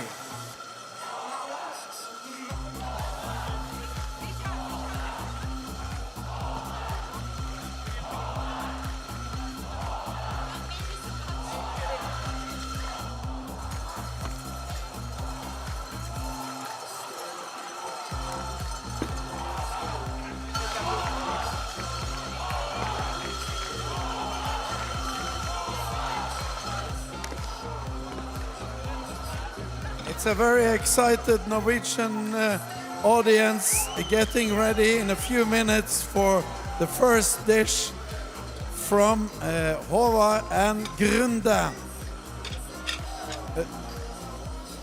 In a few minutes, but first the reindeer dish from kitchen number 9, Germany, with Marvin and Hannes.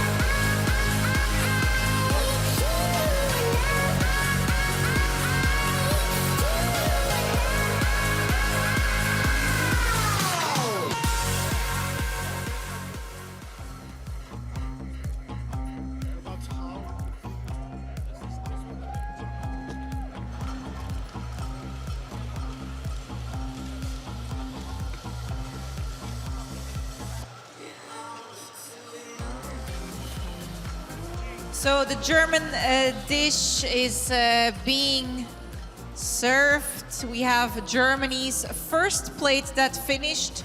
It's called a reindeer liver meatloaf, Bavarian style, with Mombeer pumpernickel sauce, with cranberries, sprouts, with farmer's bread, reindeer essence with linie aquavit, and reindeer salad. Now here in the studio, I'm now joined by the next experts. They're already trying the German dish. Victor Andersson, Bocuse de Bronze 2017, and Michael Ligier, I should say, food and places travel influencer based in San Francisco. So these my two experts, welcome. And you already had a bit of a try. Victor, tell me, how is it? Thank you. This is look beautiful. It's a nice flavor and it's warm. This is the most important thing, the heat. A little bit salad here under the crisp, and the side dish look really nice. What do you think? Michael, yeah, as a content creator, what do you look out for?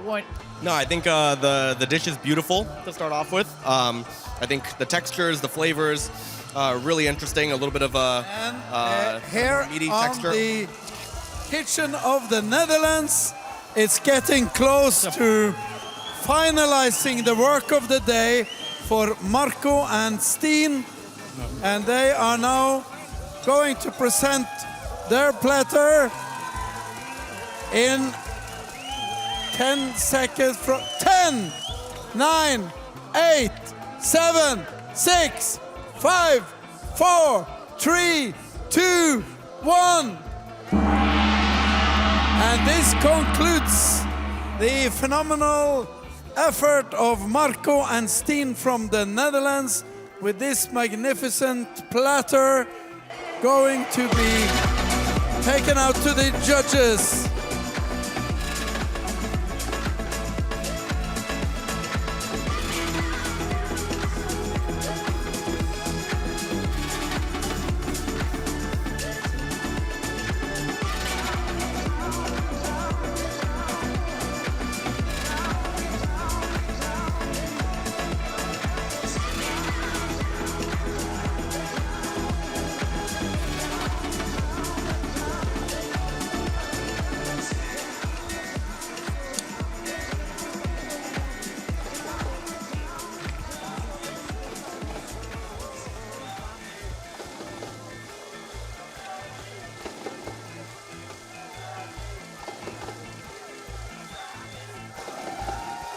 So here in the studio, we are now trying a Czech Republic's theme on a platter, Bohemian seafood story it is called. Let me start with you, Michael. You already had a bite. What's your impression? No, this is a lovely dish. I mean, to start off, visually it's quite stunning, and I feel like the fish is really cooked delicately. There's a little bit of brightness to it. It's got a nice contrast, got a nice balance, and it's a dish that I want to keep eating over and over again. That's a good sign. What about you, Victor? Yeah, I agree. It's a dish with a lot of technique. It's a nice ballantine, which is warm in the middle. The sauce is maybe a little bit too clear and thin, but tastes good, which is the most important thing. Tastes good. That's the most important thing. Now, Michael, you're known to try crazy foods. Yeah, I feel like I like trying a bunch of different types of foods. I think everything should be tried once, even if it's something you don't think you'll like it. But yeah. What do you look out for then when you think something needs to be crazy? I mean, at the end of the day, it has to taste delicious. That's the most important part. I think just highlighting new ingredients, highlighting new techniques, that's really important, and that's sort of where the craziness comes from. But it's all to make the food more delicious, more enjoyable for the end consumer. Yeah, it's surprise things is nice to have. The most important is to cook it right. So if the fish is good cooked, it's going to be a lovely plate. Great. So this is a plate by Czech Republic, the theme on a platter, which is a combination of heavy Czech flavors with Norwegian ingredients, so skrei scallops and stockfish. And for the heavy side, they use a combination of Czech potato dumpling and stockfish with a sauce made of sauerkraut. And they also added some beer in there.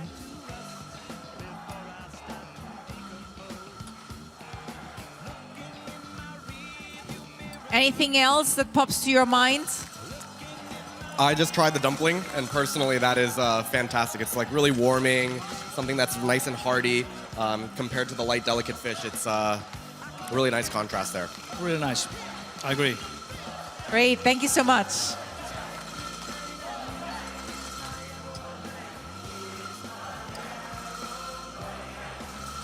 Yes, 1 minute is only 1 minute away is the first Norwegian dish by Håvard and Grunde, and a very enthusiastic Norwegian audience. They are waiting for the first dish, and this will actually be the last kitchen to deliver its first dish. So the last plate of reindeer is coming to you from Norway very soon. It's a lot of people on the stand. The audience is waiting for what Håvard and Grunde is going to present, and we are going to count them down together. Are you ready? Norwegian audience, get ready for the first contribution from Team Norway, Håvard and Grunde. 20 seconds. We are counting down for the reindeer dish. and it's just a few seconds left. Let's count the 6, 5, 4, 3, 2, 1, go!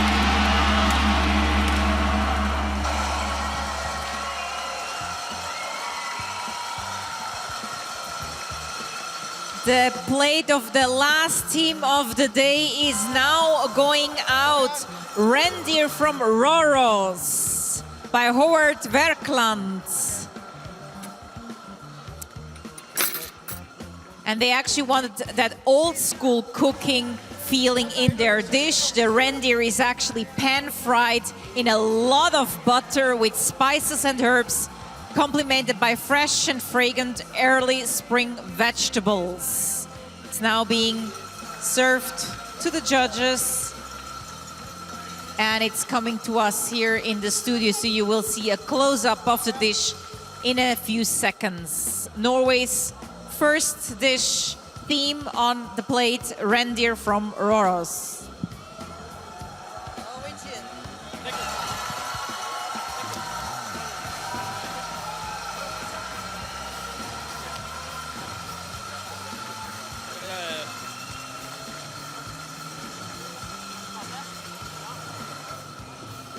You see it there, the dish by Norway.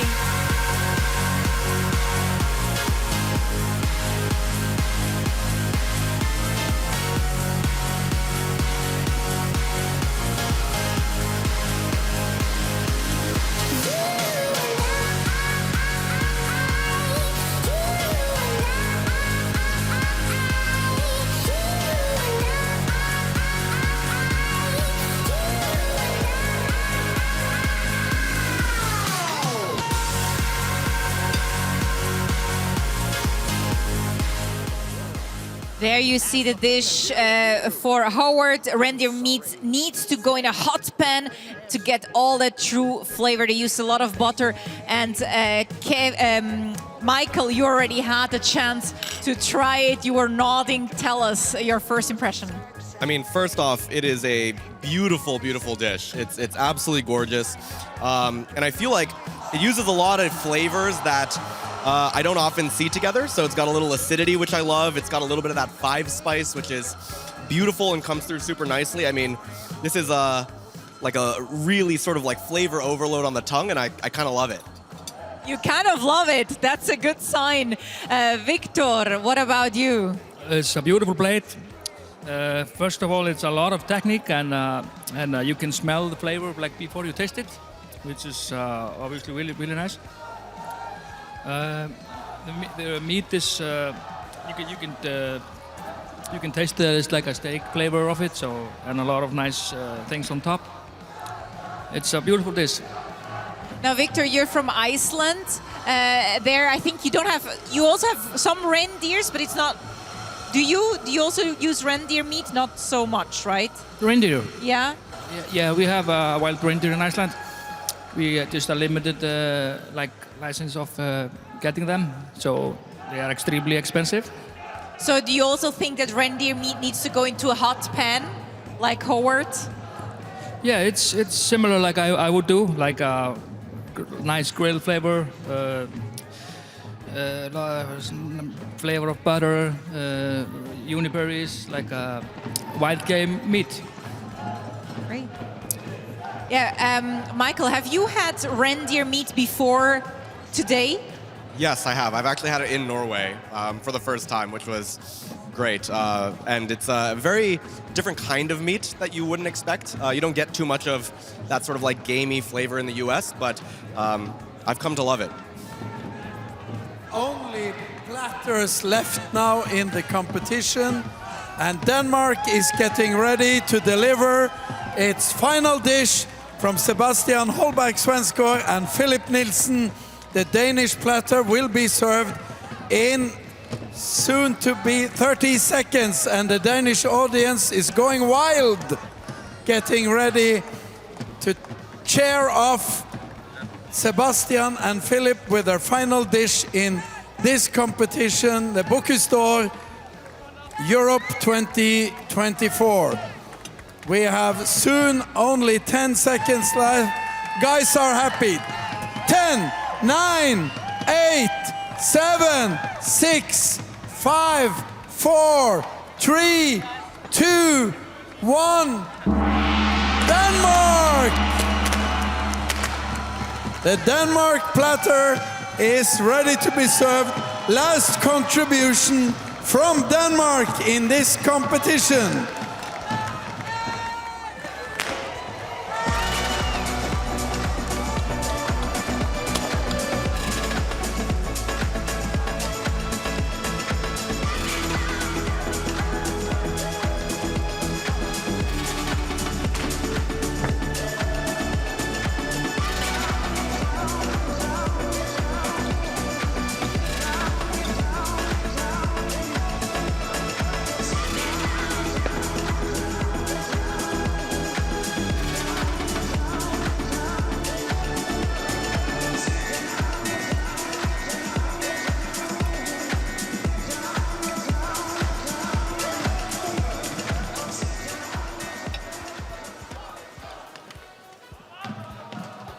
So back here in the studio, we're actually trying the Dutch theme on a platter from the Netherlands. So Victor, you already had a bit of a taste. How is it?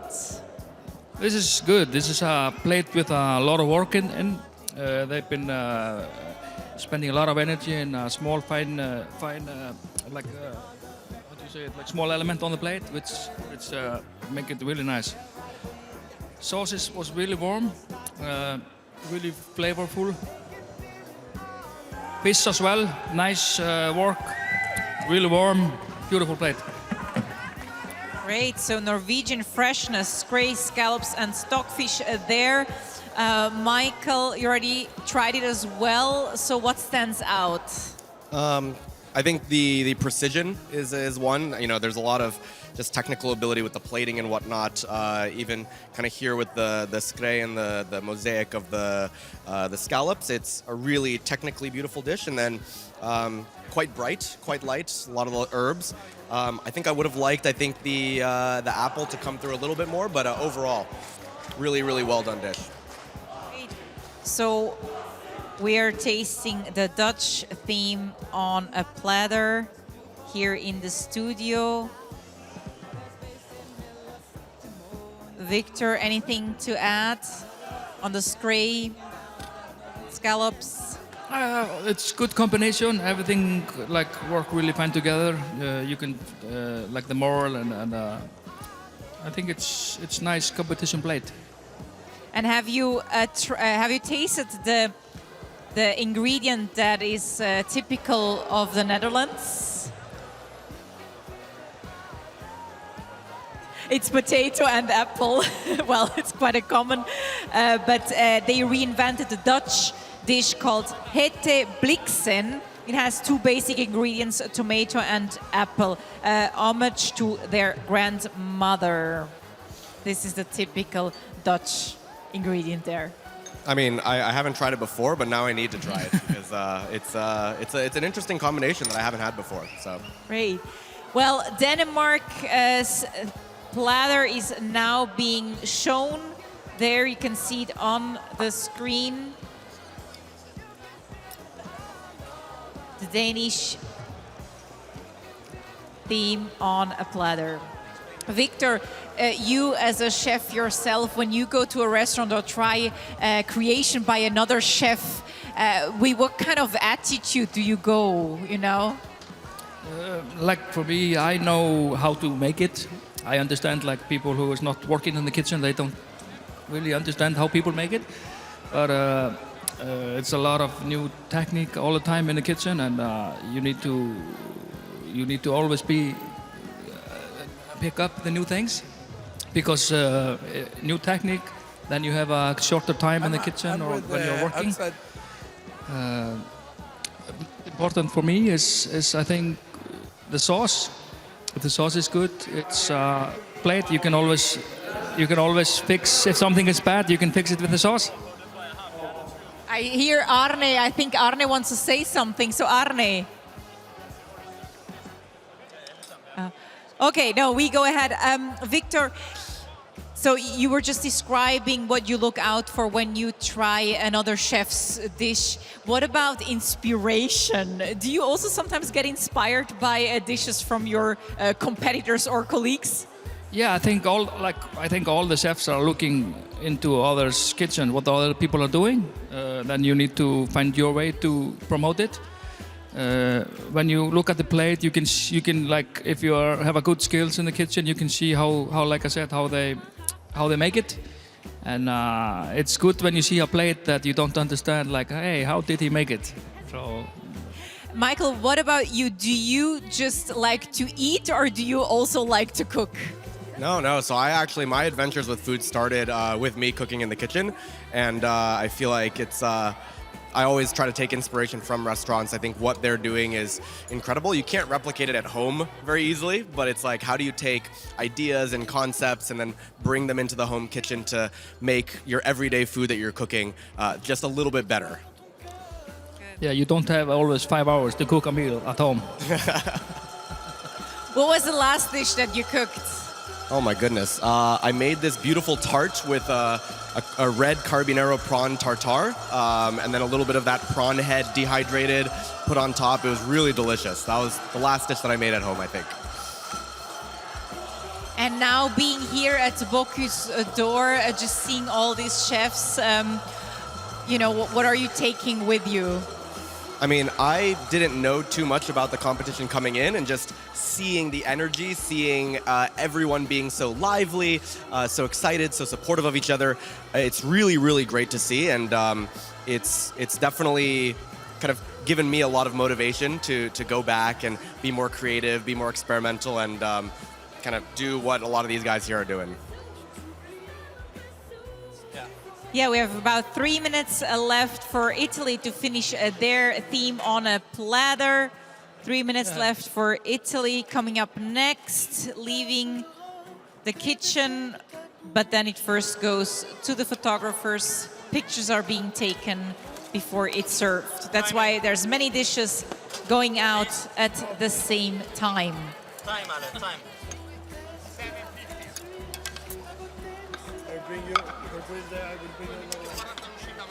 I have a...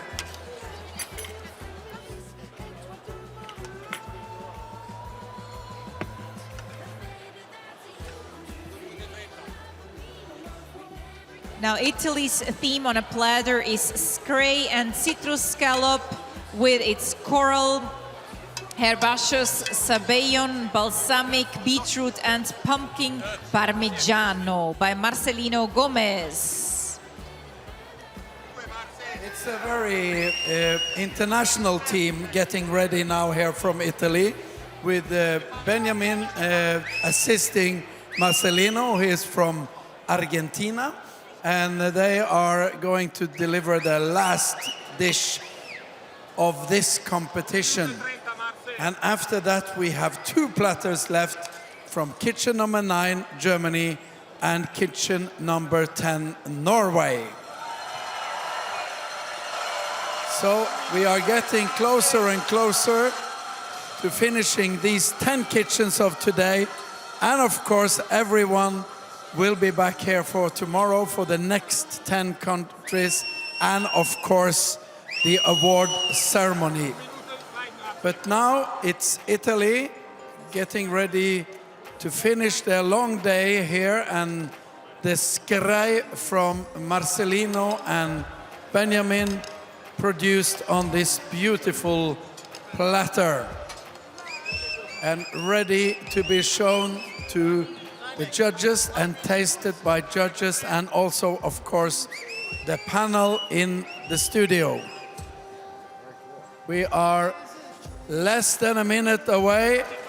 I hope all the Italians in the audience will help us when we get to the countdown of the final work from Marcelino and Benjamin. Hard work now to get the last details in place. It's 25 seconds. Getting close now to be ready to be carried away. And the top of the cake is on the top now from Marcelino. 9, 8, 7, 6, 5, 4, 3, 2, 1. Forza Italia! Look at this. The Italian platter. Marcelino and Benjamin.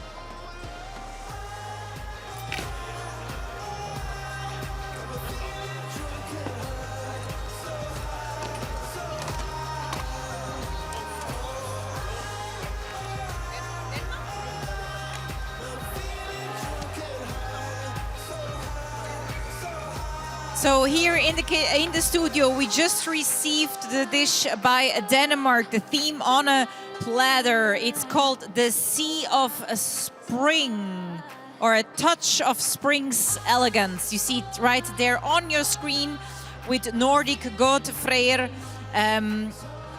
inspired by Nordic Godfreyr. Exactly. This is Denmark's theme on a platter here in the studio, with skrei, codfish ragu, green ragu, a platter garnish, mushroom jelly, beetroot garnish, mushroom sauce, beetroot jelly, and a platter garnish that is now being tasted by the judges as well as here in the studio.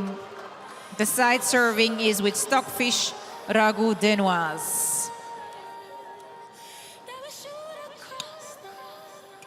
There you see the recipe again, and on the picture, the side dish.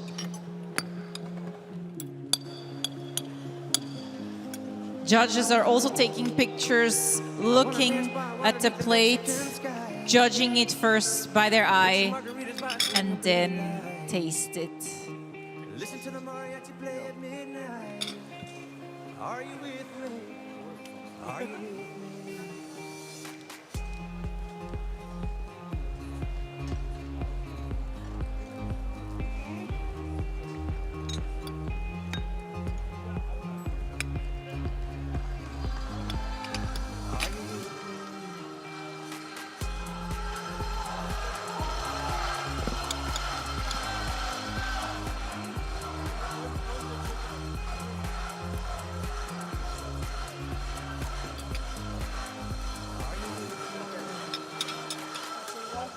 So, my studio guests, oh, you still have the complimentary dish to try. Go ahead, Victor, try that one, and then I'll ask you about it.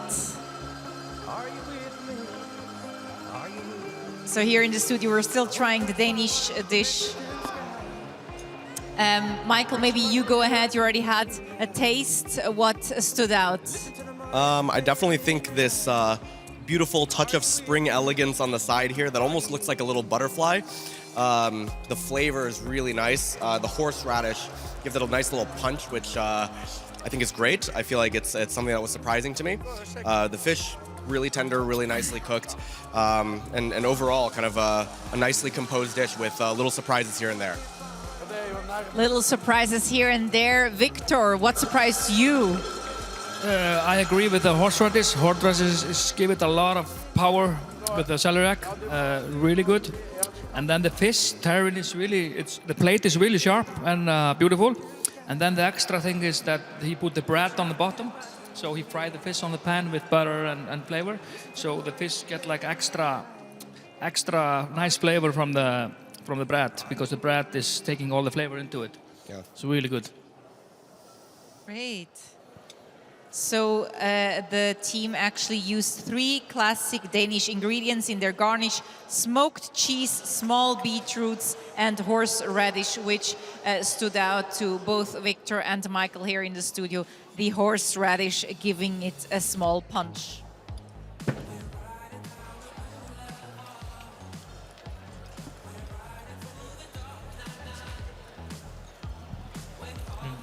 Really nice one. Yeah, it's really good one. I wish we had the sauce though. So it made it even better. Yeah. Yeah, so I can talk to you. Yeah, maybe Victor, cooking scray. What is particular when you cook scray? What needs to be considered? Scray. For me, it's just have to be cooked enough, so not too much and not too little. I prefer to fry it. So here he's like steaming it in a mold, and then he fry it, like I said, with the bread. So it's like getting the flavor of the frying. So it's really clever for that. Because the best fish is pan-fried fish. So, but then you don't have the look. So it will not be that sharp. But here you can get it. Great, thank you so much. Well, Arne, over to you. I'm here with Sindri, who has finished his day's work. Sindri from Iceland, give him a big hand. Sindri, how has your day been? Yes, went good. So I'm very happy to be finished. A bit exhausted? No, I'm good. And did everything go according to plan? Yeah, went well. So yeah, like I said, I'm just super happy with the day. And now what you're going to do now to kill time until tomorrow evening? I'm just going to watch the other countries and clean up maybe. And maybe have a beer or something. Maybe have a beer. I think it's a good idea from Sindri. And Henrik, as the commie, how was it to work with Sindri today? It's an honor to work with Sindri. He's a really good friend and a really good chef. Yeah, because you guys know each other very well. Yeah, like brothers. So we know each other really well.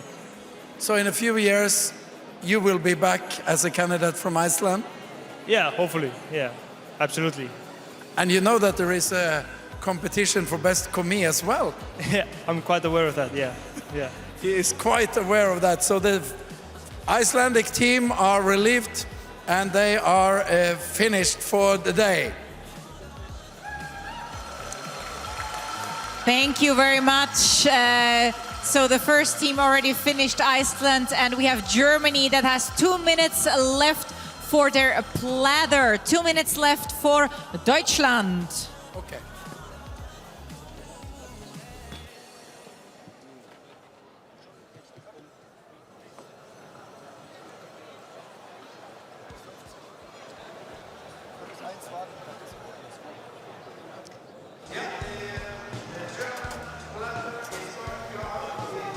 Less than 1.5 minutes from now, this will be the last dish from Germany, finishing their contribution to the Bocuse d'Or Europe 2024.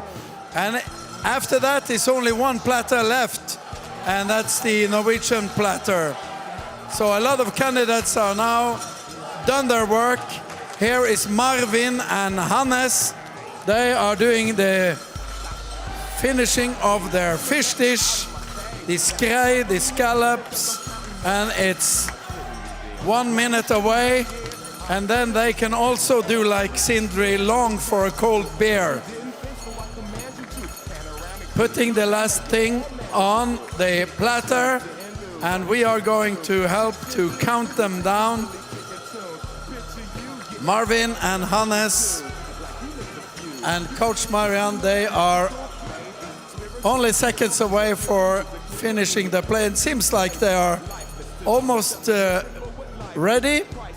You get a glimpse of this wonderful platter from kitchen number 9, Germany. We are going to count them down, and after that there is one platter left, and then the whole competition of the day will be over. But tomorrow there are 10 new nations competing. 10, 9, 8, 7, 6, 5, 4, 3, 2, 1. Germany! The last dish from the German team leaving now.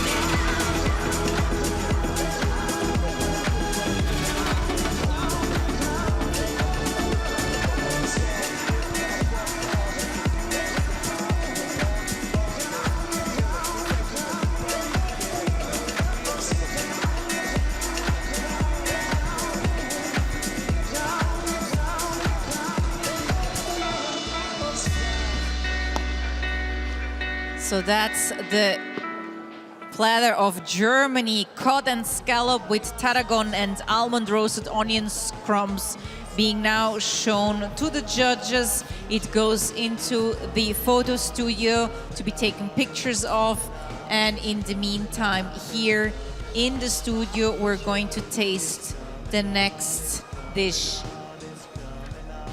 by Italy. So this is the platter by Italy now here on the screen. Scray and citrus scallop with its coral, herbaceous sabayon, balsamic beetroot and pumpkin parmigiano.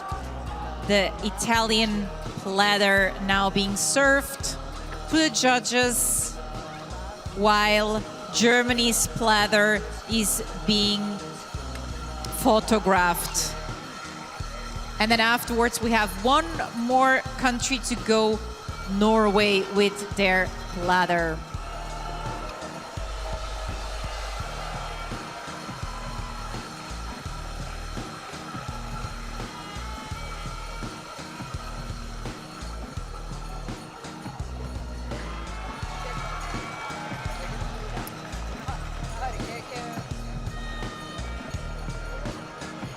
I am here now with Paul Marcon. You have finished a long day, Paul, and how has it been for you?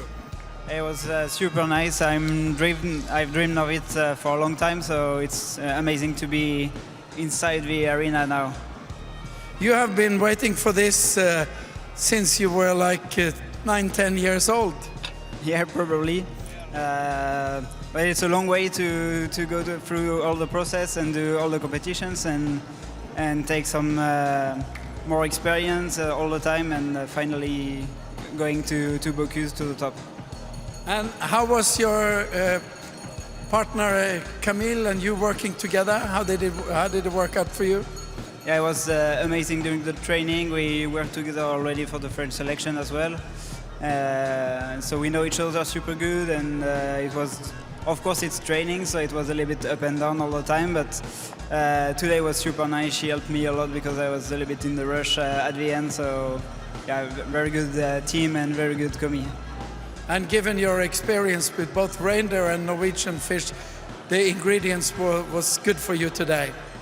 Yeah, the ingredients was super nice. The fish was amazing, probably the best I've worked with compared to all the trainings. Scallops was amazing, reindeer as well. Like, I really like this product, so it was a big pleasure to work with it. It's going to be a little wait for you until tomorrow evening, but bonne chance. Thank you. Paul Marcon. Merci beaucoup, Arne. There with a French candidate. Now here in the studio, our experts are trying Italy's platter. Victor and Michael, you already had a taste. Victor, what stood out to you? It was good. The fish was exactly right cooked. The scallops was really good as well. Good combination. I think the most work was we were missing the sauce. We're getting some sauce here in the studio as well. And in the meantime, you see the recipe on your screen.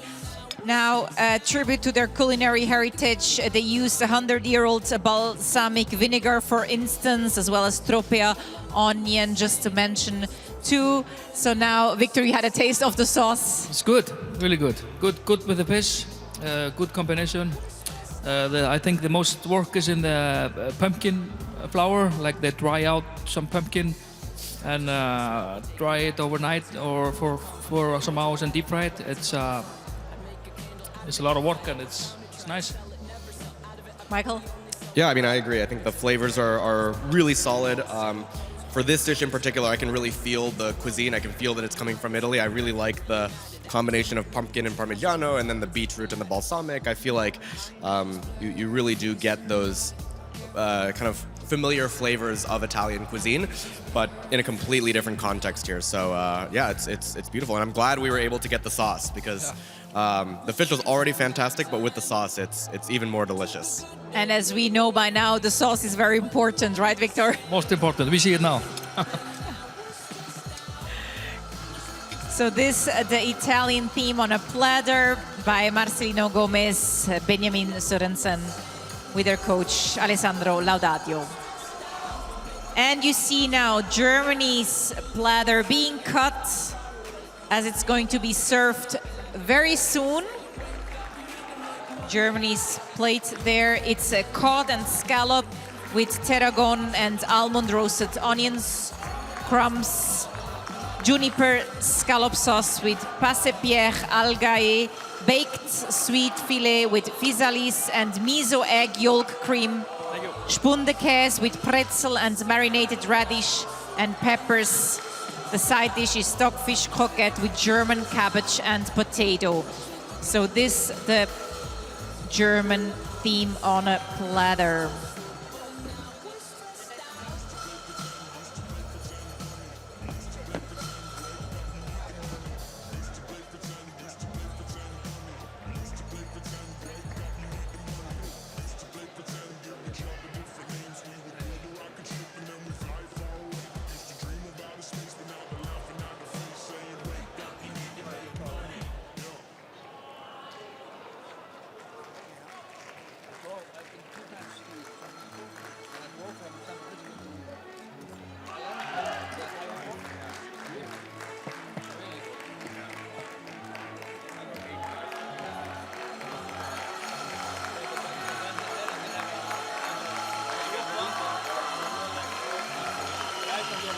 A little more than 2 minutes left for Norway to finish up their platter.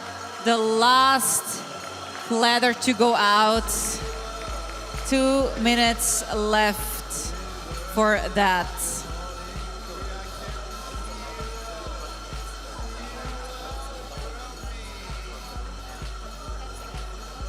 Maybe, Victor, you know how it feels to be in a competition like this. What do the chefs go through right now in the last few minutes? I have 2 minutes. On the last moment, it's a lot of things will go on in your mind, but the time it goes so fast through. So it's actually when you're standing there, you're just thinking about the one thing because there's so many people helping you plating.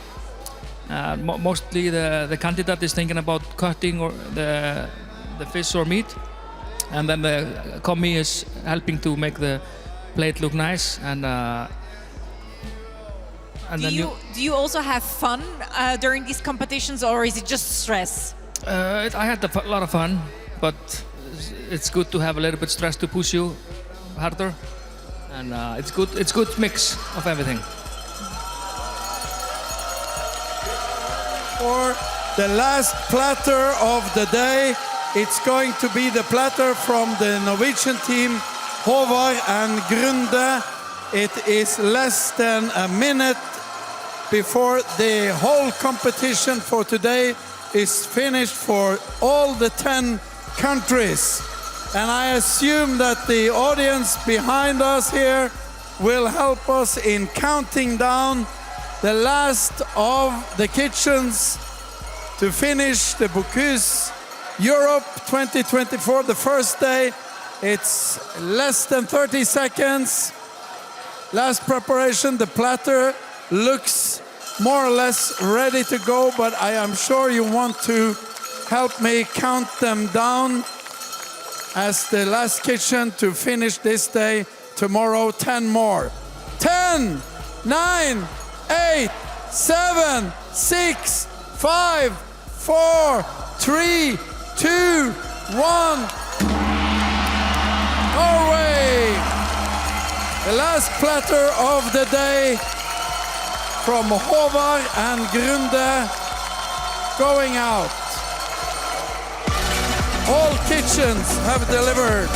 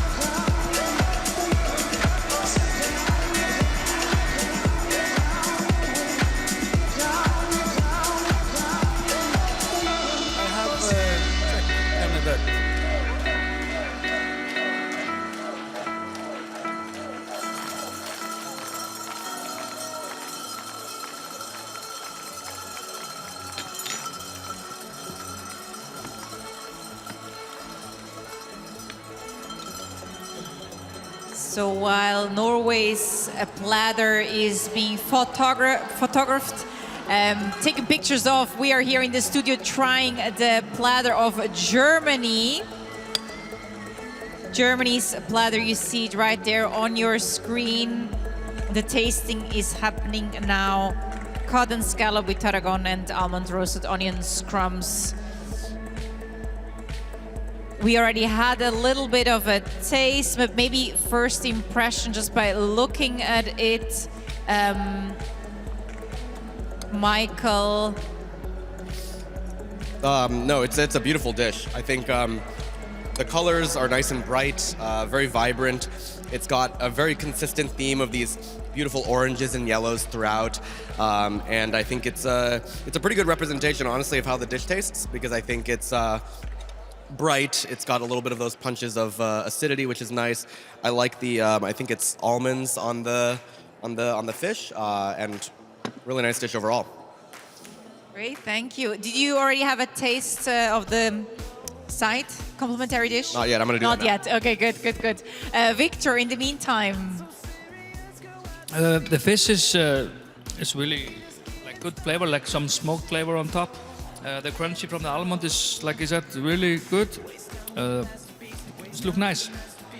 Good sauce. Good sauce, that's important. Michael, now the complimentary dish. I think it's a nice compliment to it, because I feel like this dish is a bit more bright, a little bit more light, and then this side dish is a bit more hearty, a bit more warming and cozy, and it's something that, you know, on a cold night it would be great to eat. And together I think they partner really well together. Yeah, I agree. But definitely, it's really warm. The side dish, a lot of onion and potato. It's good. Lots of onions and potatoes. Great, that's the German ingredient there. Thank you so much. Now, I think Arne, he's now just next to someone. So Arne, to you. I am with a very happy Dominic from Czech Republic, chasing a comeback for the Czech Republic after 15 years. How was your day? Yeah, the day was really nice, and I thank you very much for all of you that we can be here, because the atmosphere was really, really nice, and I feel really good right now because we are in the time. And like you said, we are after 15 years here. I am really proud of Bocuse d'Or Czech Republic organization that we can be here. Thank you very much, all of you here. And your work with Adam went well? Yes, sure. Here's like my brother, so he's here, and I'm so proud of him that we can spend the time together here. I don't think it's the last time, and I hope after 2 years he will be here like a candidate. Thank you very much, Adam. Thank you, all of you, the family here. Thank you very much. They have a very enthusiastic audience, and we are all cheering for a comeback after 15 years. And now you have to wait until tomorrow evening. It's going to be a long wait, Dominic. Yes, sure, it will be a long way, but I hope so everything will be okay. Thank you. You can have a Czech beer. Yes, we can have the Czech beer, but the last one is here. So if somebody wants, he's here, the last beer. I think you have deserved it. Thank you so much. The Czech team, ladies and gentlemen, big applaud.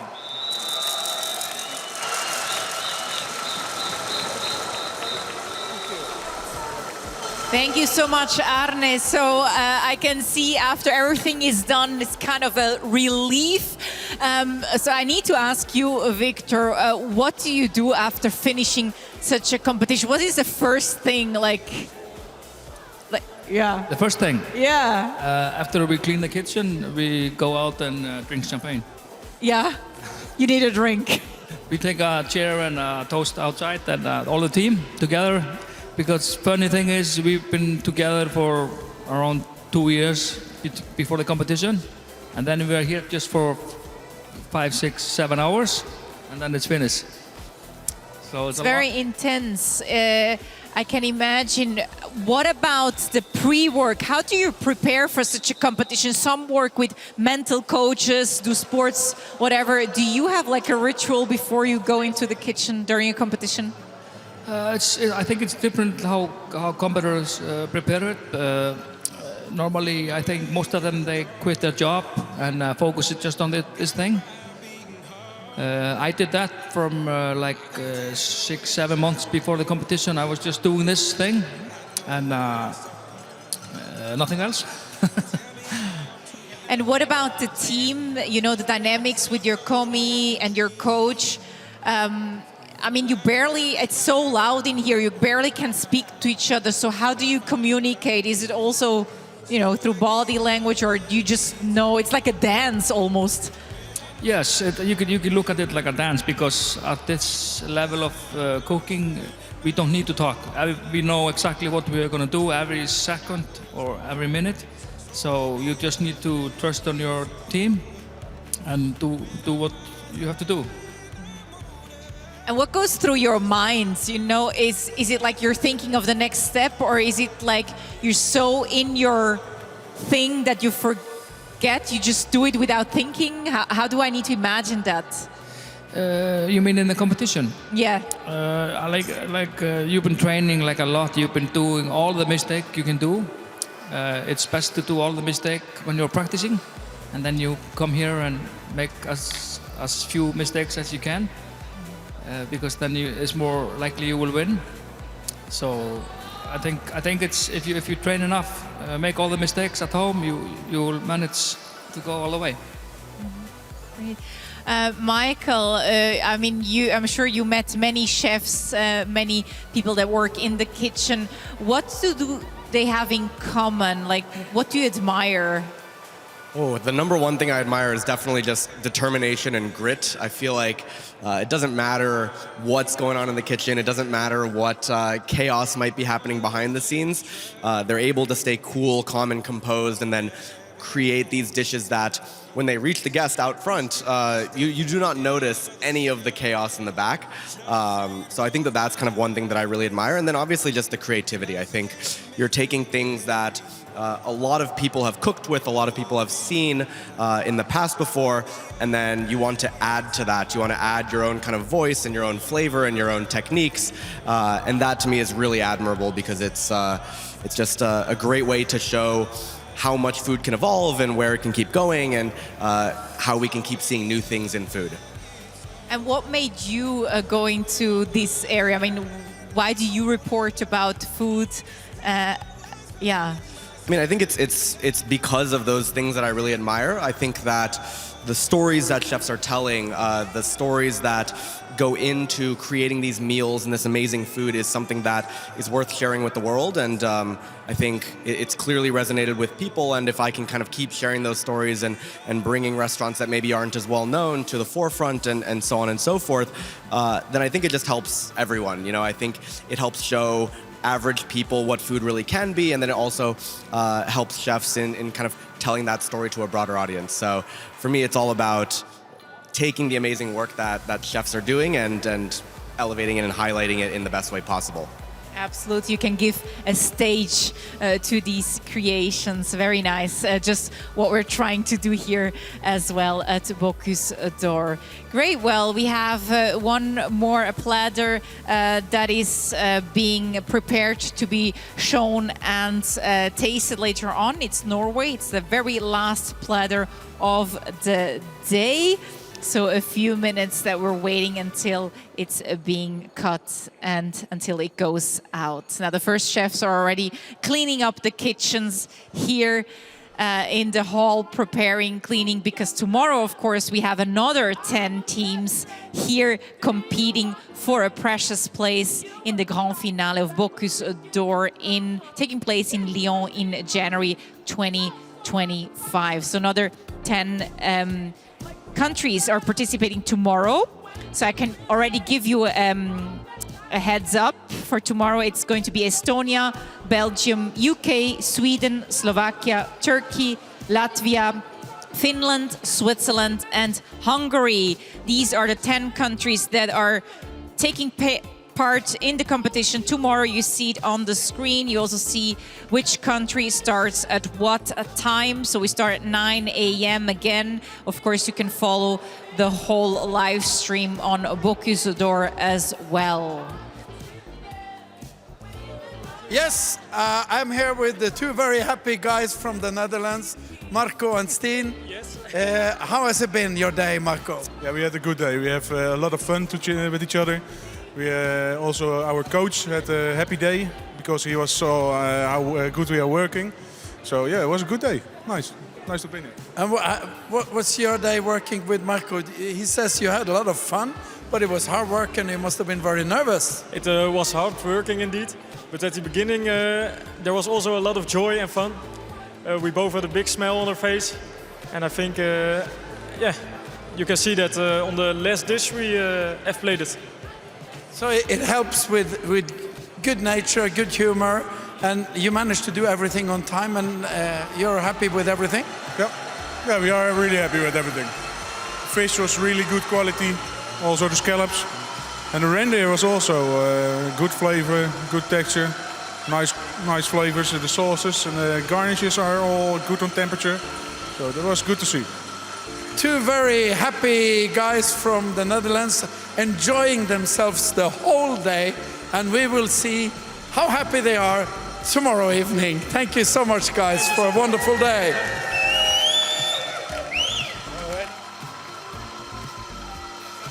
Thank you so much, Arne. So here we have Norway's theme on a platter being served to the judges right now. The very last platter of the day to homage to the Norwegian coast. They poached skrei in beurre monté to keep that firm structure and elegant flavor to the protein. Some pictures are being taken by the judges here in the studio. Michael and Victor. Michael is already trying. And so maybe from just looking at it, Victor. It's looked like they've been really busy in the kitchen. It's really nice, a lot of job, at least for me to watch it. Then I don't know how they make it. It's clean and really nice. Very nice. Now, Michael, you already had a taste of it.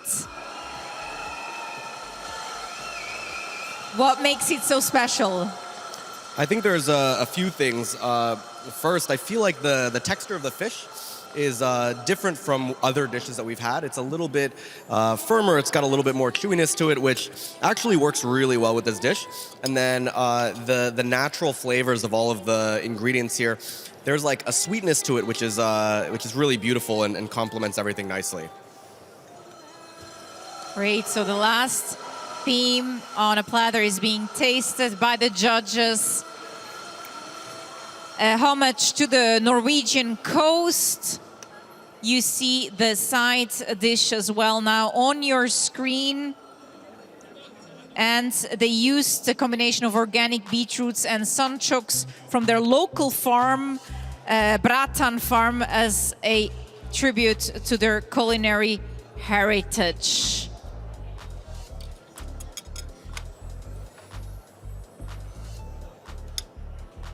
Do you need more sauce? No, it's good. It's fine. Thank you so much. Victor, you already tasted it as well now. What are your impressions? Super good. Like he said about the fish, it's a little bit different texture. It's true. It's like they've been cooking this fish maybe 1 or 2 degrees higher than the other, which make it more like stiff. And, firmer. Yeah. So it's actually like a little bit meaty. Really nice. The tartelette of scallops was really nice. You almost don't want to eat it. It is so beautiful, but it tastes really good. Does that happen to a chef that you almost don't want to eat it because it looks so nice? Yeah. But it was really nice. Does that happen to you? I mean, you need to take a lot of pictures and videos of the food, so...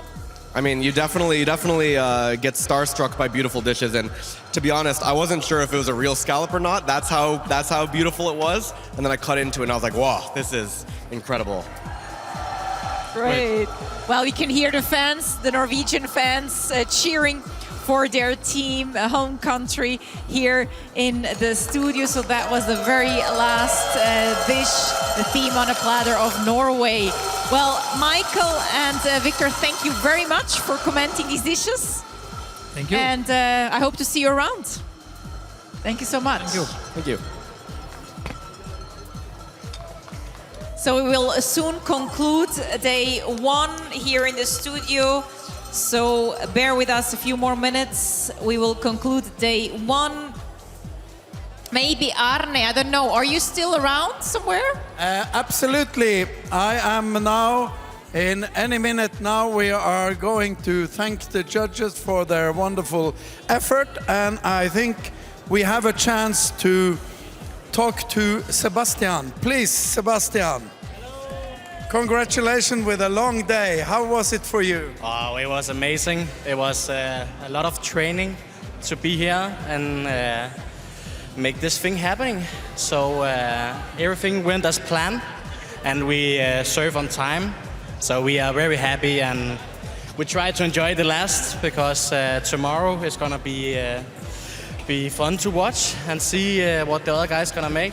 But today we have to enjoy. We went through as planned, so we are in the dream, so that's amazing. It looked like you had a lot of fun also while you were working. You seemed like you were actually enjoying it. I know it is a lot and hard work, but it seemed like you had a good atmosphere in your kitchen, Sebastian. Yeah, we do. I think it's our nationality that we like to have fun. We like to be ourselves. Of course, that has to be totally professional. But it's also important for me to enjoy the ride and enjoy the day, because maybe this one here is one time in your life. So to enjoy it and to be a part of an amazing day and make the best food we can come with. And yeah, have to enjoy every second. Yeah, and you have a lot of experience because you have been working with all the Danish winners already. Yeah, I was starting in 2019 helping Kenneth and Christian. They win the gold medal, and my dream was starting there to see what is Bocuse. And then a half year after, I went for the Danish qualification with Ronny Mortensen, there's the coach today. So, and we went for European and in Lyon with 2 silver medals, and I thought I have to see some more. I have to see how it is to be candidate. So Brian Mark was amazing to give me the way to show him and show the team what I could give, because I have been there 3 years. So it was amazing to see something more about the Platter and the organization, and it gave me the motivation to go for it by myself. So yeah. And Denmark had a wonderful day. And what's the Danish chef doing tonight then after such a wonderful day? I think we're gonna enjoy the whole team. All the team have been working hard, working in the night. So I think we have to see our family. My kid is up there somewhere. So I didn't see him for a long time, only in the morning. So now I want to to enjoy that we proved today. And we will see Sebastian again tomorrow afternoon after day 2. Good luck. Thank you. Thank you so much. And then it's time for us to thank our fantastic jury. They are now relieved from their duty, their jury duty, and can relax until we meet again tomorrow. Thank you so much, ladies and gentlemen. A big round of applause for our jury. They have eaten a lot, so they need to rest until we meet again tomorrow.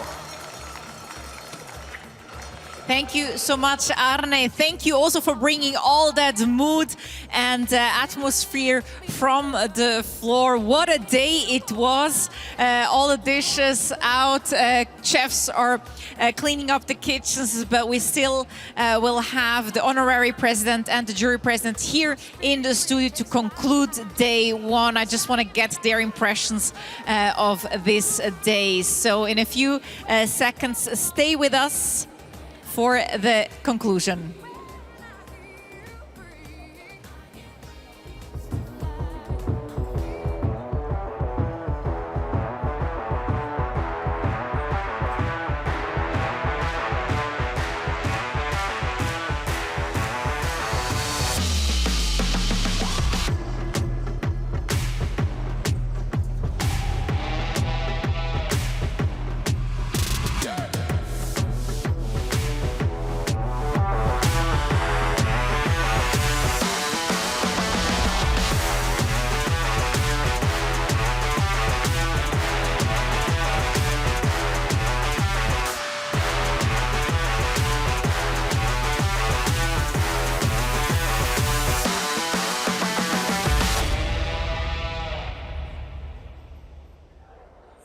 These were some of the highlights of day 1 already here on your screen. Day 1 there. Tomorrow we'll continue with the countries Estonia, Belgium, UK, Sweden, Slovakia, Turkey, Latvia, Finland, Switzerland, and Hungary. So tomorrow at 9 a.m. we'll start with Estonia. We hope that you will be there as well. And right now I'm just waiting for the honorary president and the jury president to join me here in the studio to conclude day 1. In the meantime, you see the timetable for tomorrow. So you can make sure that you're here on location or joining us via the live stream.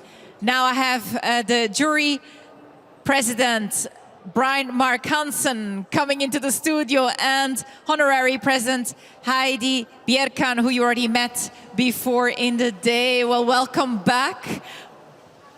Wow, what a day. Yeah, it's on. The microphones are on. What a day. Let me start with you, Brian Mark. You're here as a jury president. What was your impression of the very first day? Oh, yeah, the quality of the products was very high.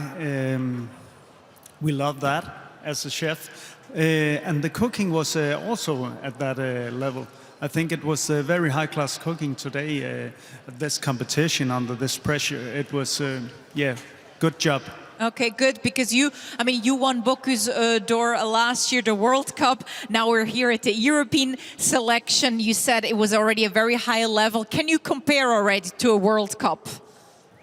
The World Cup is a different kind of story, I think.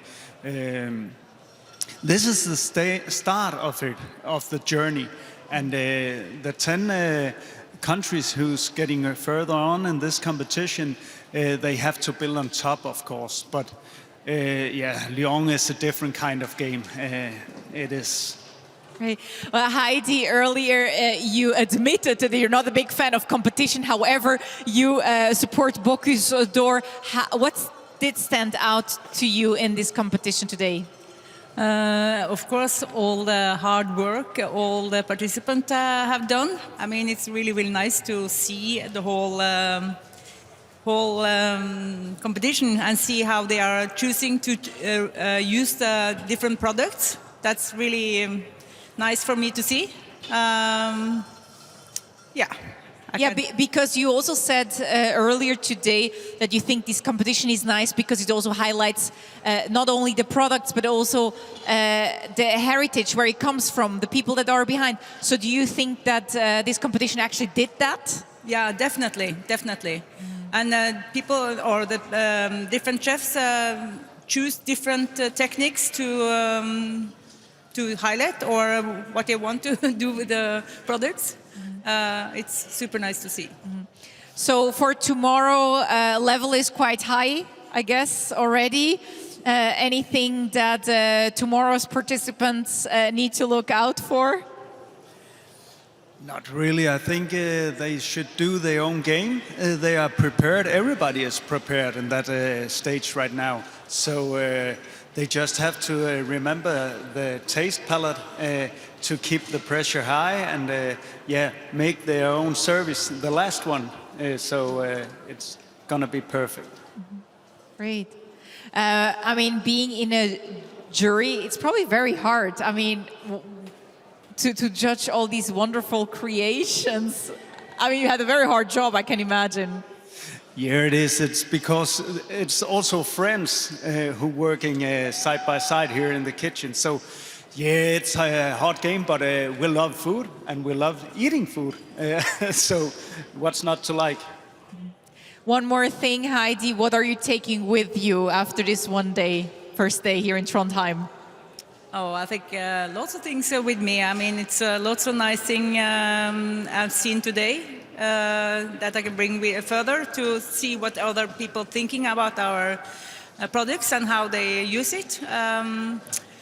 But first of all, I try to have, don't have to eat even more today. I think I'm quite full, but it's been nice, super nice. You were spoiled with good food already. Yeah. And you need some space for tomorrow as well. Yeah, we need. We are ready for tomorrow, trust me.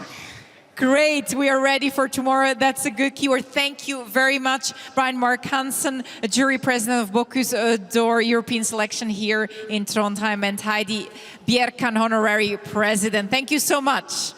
Thank you as well. Thank you for having us. And as you've heard it, tomorrow, they are ready for tomorrow. We are ready for tomorrow, and the chefs as well. Tomorrow at 9 a.m., we will be back here bringing you the next 10 countries, the last 10 countries competing in this European selection of Bocuse d'Or 2024 in Trondheim. We'll see you tomorrow. Have a good evening, and bye-bye. Yeah.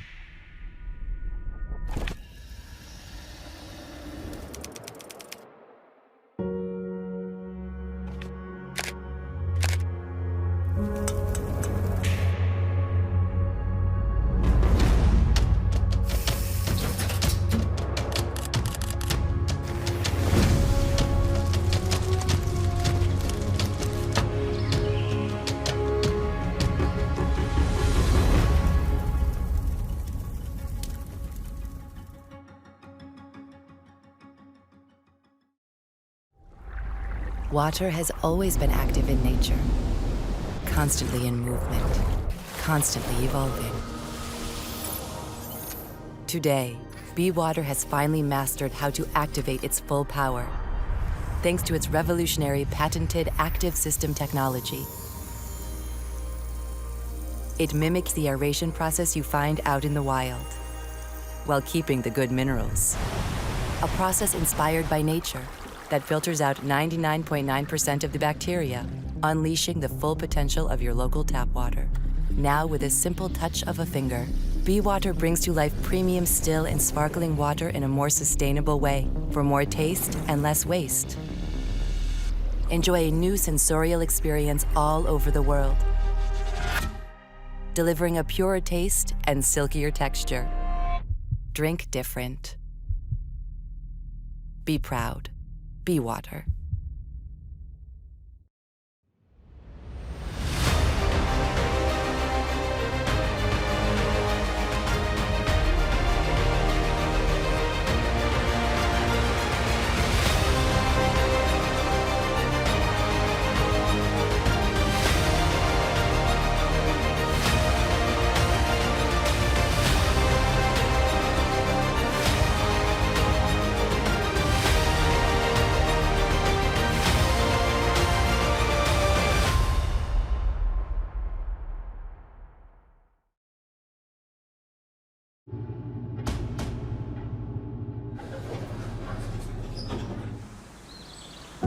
We know what it takes on those cold mornings before dawn. As the neighborhood wakes, the plans are laid, the orders made, and our journey begins.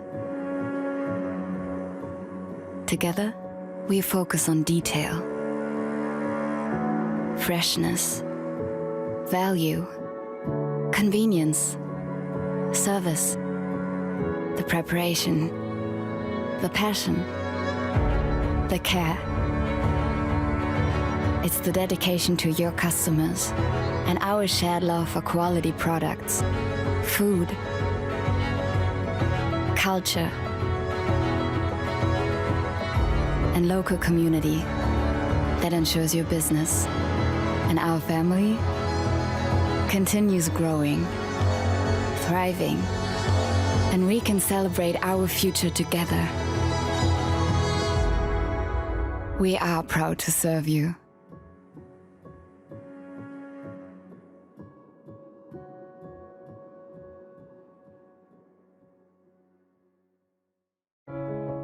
Together for almost a century, together with cocoa producers, artisans, and all chocolate lovers, we have been moving the needle for a fair and sustainable industry and for creative and responsible gastronomy. Beyond words, we believe in actions. 100% of Valrona's cocoa can be traced back to the producers. As a certified B Corp, we are committed to improving every day. We accompany artisans of good taste in creating works of art with the most beautiful material and to be actors in the sustainable and committed gastronomy of tomorrow. Together, good becomes better. Someday I'm gonna be with you.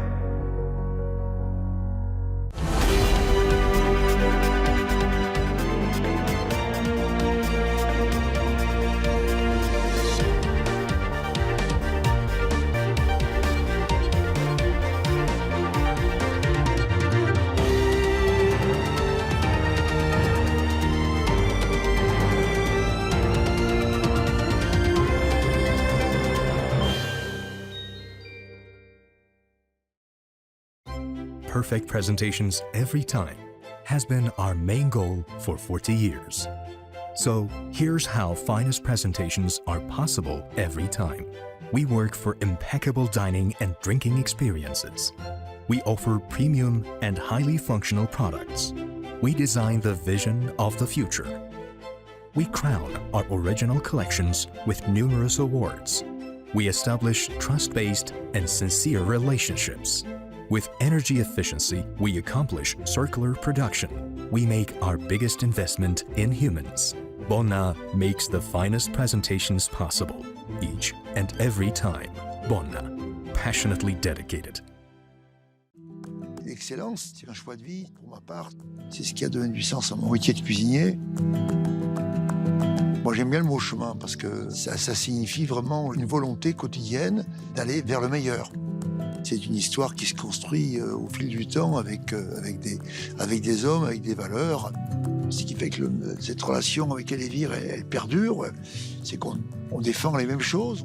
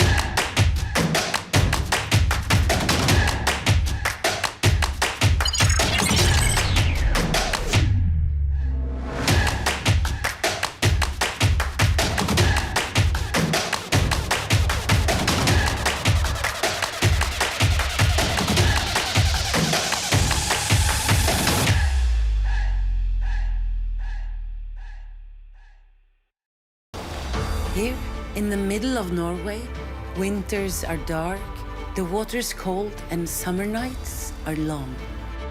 For thousands of years, as long as we've lived here, the clean, unique Nordic flavors have been a part of everyday life. You're free to live off the land, help yourself from the fjord, or be served by world-class chefs. Welcome to Trondheim, home of Nordic flavors.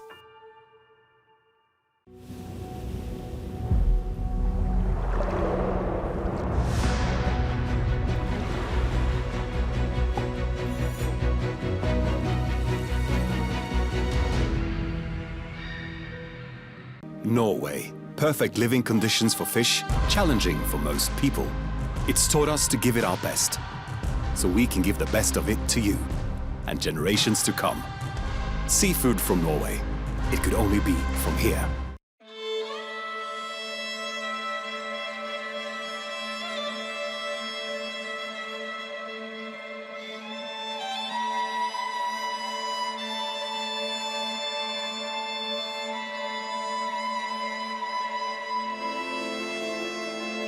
Thank you.